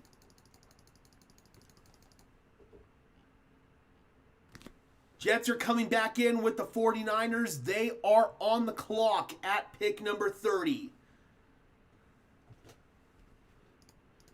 Man, I like how fast this is moving, dude. Felt like last year we were here forever. What are the Jets going to do? They had pick number 33, so they're coming up 3 spots. They're sending 33 and 179 to San Francisco for 30. 179, that's a 6th, I believe. So they're coming up 3 spots. 179 is either a 5th or a 6th.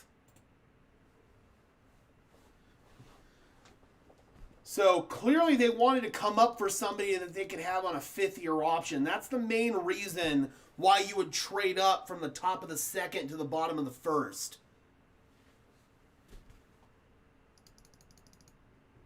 Could this be Carson Beck? I've heard buzz about Carson Beck in the 1st round, and the Jets do need a quarterback. I don't know why you'd need to trade up, though, unless you really want that 5th-year option.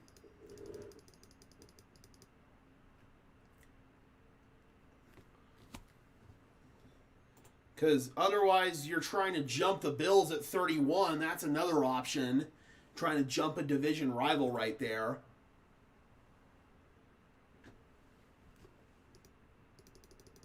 Jets have a lot of draft capital. They've got 3 first-round picks next year. So what are they going to do here? Is this another defensive piece?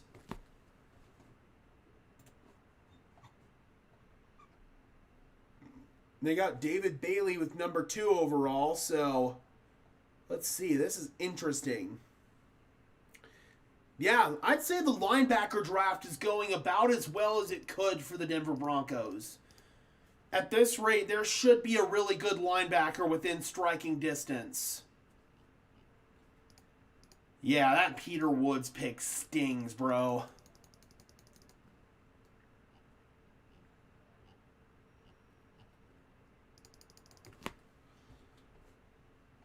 I would not be surprised at all if this is Carson Beck for the Jets. That would not shock me. There were some rumblings about Ty Simpson to the Jets, but obviously he went 13th overall. Oh, wow, no, it's not. It's not Carson Beck. It's Omar Cooper. So they get their wide receiver to pair alongside Garrett Wilson. Wow, wow, wow. If the Broncos were still picking at 30, I would have loved Omar Cooper. Instead, Omar Cooper does go 30th overall, but he goes to the Jets after the pick is traded to multiple different teams. It ultimately lands with the Jets, and they get Omar Cooper Jr.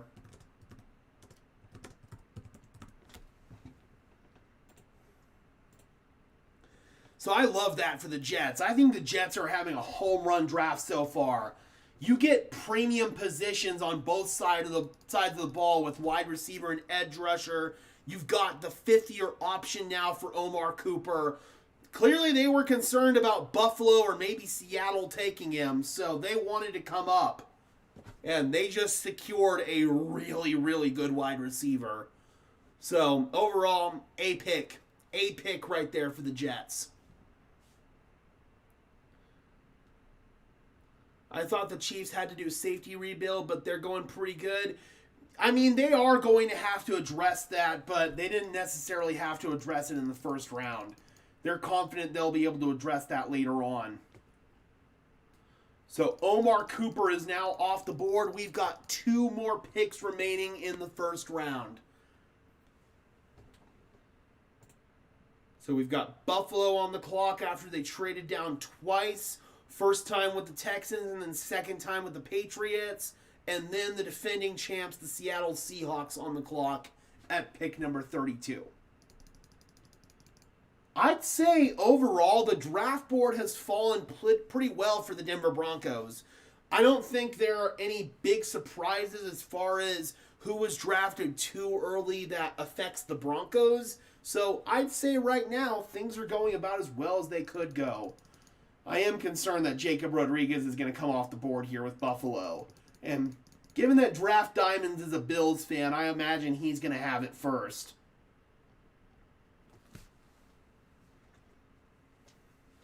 Our pick was basically pocket change being passed around. Yeah, essentially it was.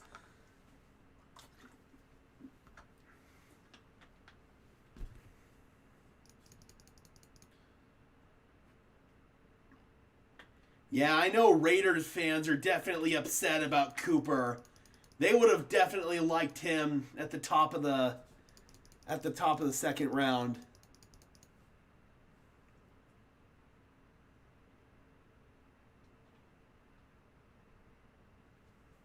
Just when I think I can't hate the Chiefs anymore. Seriously.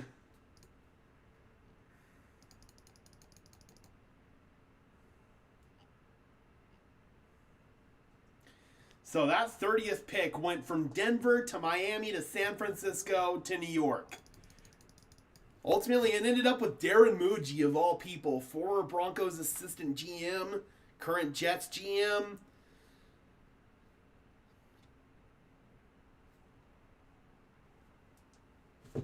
Yeah, I'm liking what the Jets are doing. They just need to keep it up and see what the coaching is like. Yeah, that's my one big question mark with the Jets right now.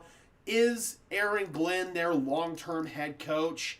As of right now, I'm leaning towards no. Ooh, Tennessee's coming up. Tennessee's coming up, so it looks like Buffalo is trading down again. So this would be the third trade down for Buffalo. All right, so Titans are up. Did they trade with Buffalo or did they trade with Seattle? They traded with Buffalo.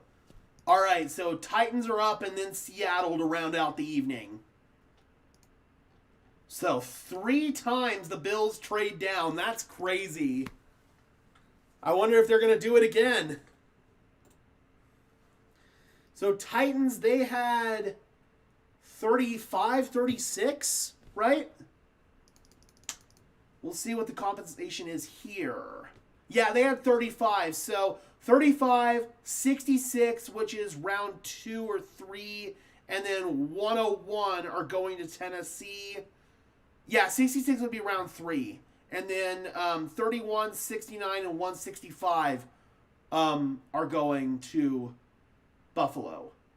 Or, I'm sorry, 31, 69, and 165 are going to Tennessee. 35, 66, and 101 are going to Buffalo.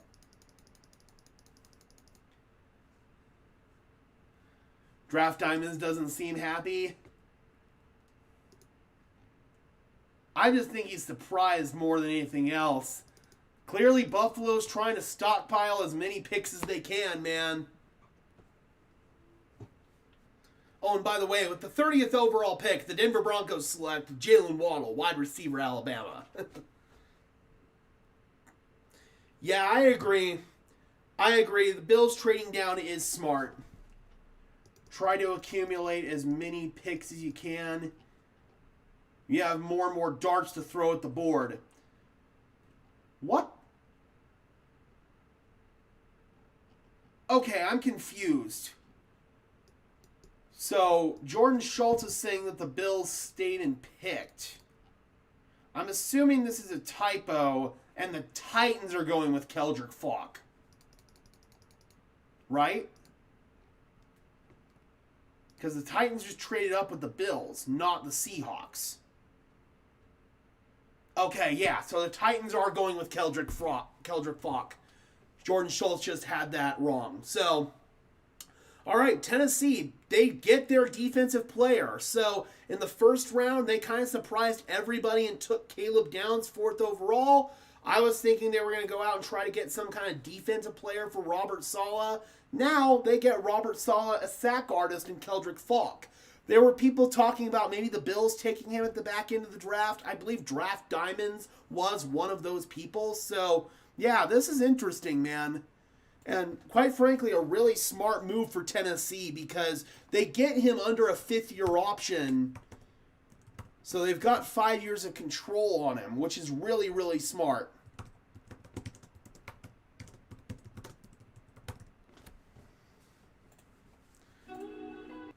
Oh, one last little start screen.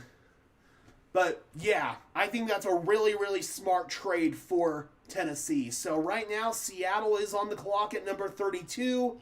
If they stay in pick, then we will be done. So when we look back on the Waddle trade, is it Chris Johnson we traded for him? I mean, essentially, that is one way you can look at it. And I think that's a good trade for the Broncos. I think Denver won that trade. Of course, we'll have to see how Chris Johnson pans out. He could be an all-pro corner. You know, it's definitely possible. But on paper, I'd say Denver won that swap out. All right, one last pick for the evening, Broncos country. The Seattle Seahawks are on the clock. Looks like the Nuggets are still struggling, unfortunately. So probably not going to go back and watch them after this is over. Oh, man. Thank you guys so much for tuning in tonight. This has been a lot of fun, and we're going to come back and do it all over again tomorrow and the next day. We will be going live an hour earlier tomorrow since the second round starts an hour earlier, so we'll be going live around 4:50 Mountain Standard Time tomorrow afternoon. Oh, I need to stand up. My back is pinching me. Whew. Oop, is the pick in? Seattle is the last pick of the evening. It is not in just yet.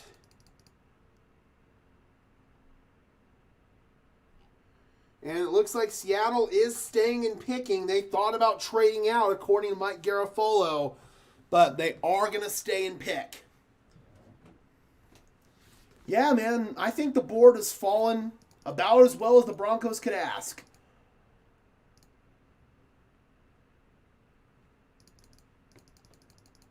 And barring the pick here from Seattle being Denzel Boston, he's going to fall out of the first round. That's a bit of a shock to me. I imagine he's going to get his name called pretty early tomorrow evening, but I am a little bit shocked that Denzel Boston didn't go in the first round. So that's probably the big surprise as far as players falling from the first to the second round. There aren't as many surprises as last year. Oh, hello! Okay, Seattle's pick is in. They're going Jadarian Price. So Price goes off the board in the first round. Wow, wow, wow, wow, wow. I mean, I like Jadarian Price, and if he had fallen to the Broncos somehow, some way at 62, I would have been all for it, but I knew that it wasn't going to happen. I knew that he was going to go probably high in the second. I didn't necessarily see this one coming, but they lost Kenneth Walker to free agency. Zach Charbonnet tore his ACL. So, at the end of the day, this makes sense. And it's kind of a similar situation. They get him on that fifth-year option. So, makes sense for Seattle, man. I have to give this pick an A. Really solid A. All right, guys. So, draft fell pretty well. There are a lot of good players that are towards the top of Denver's board. They're still available. Eli Stowers is still there. Jacob Rodriguez, Lee Hunter, Josiah Trotter's still there. Max Clare's still there. Sam Roush. There are still a lot of good players available for the Broncos at 62. Like I said, expect the unexpected. We are going to do a video either later tonight or in the morning, most likely in the morning, talking about the remaining players on the board, who the Denver Broncos are likely targeting at 62. And we will be back tomorrow for day 2 of draft coverage that is going to include the Denver Broncos making at least one pick. So, hope you guys are looking forward to it. Before we get out of here, if you could just do me a big favor and smash that like button as well as subscribe and ring the bell so these videos appear in your notification feed, I would really appreciate it. They're both free and easy ways to show your support, helps tell YouTube's algorithm to push us out, and it helps us get seen by more and more members of Broncos country just like you and me. Additionally, if you want to go above and beyond and supporting the channel, please consider becoming a YouTube channel member, or even better, a supporter on Patreon. Links to both are in the description below. And until next time, guys, I'm your host, Gage Madrid.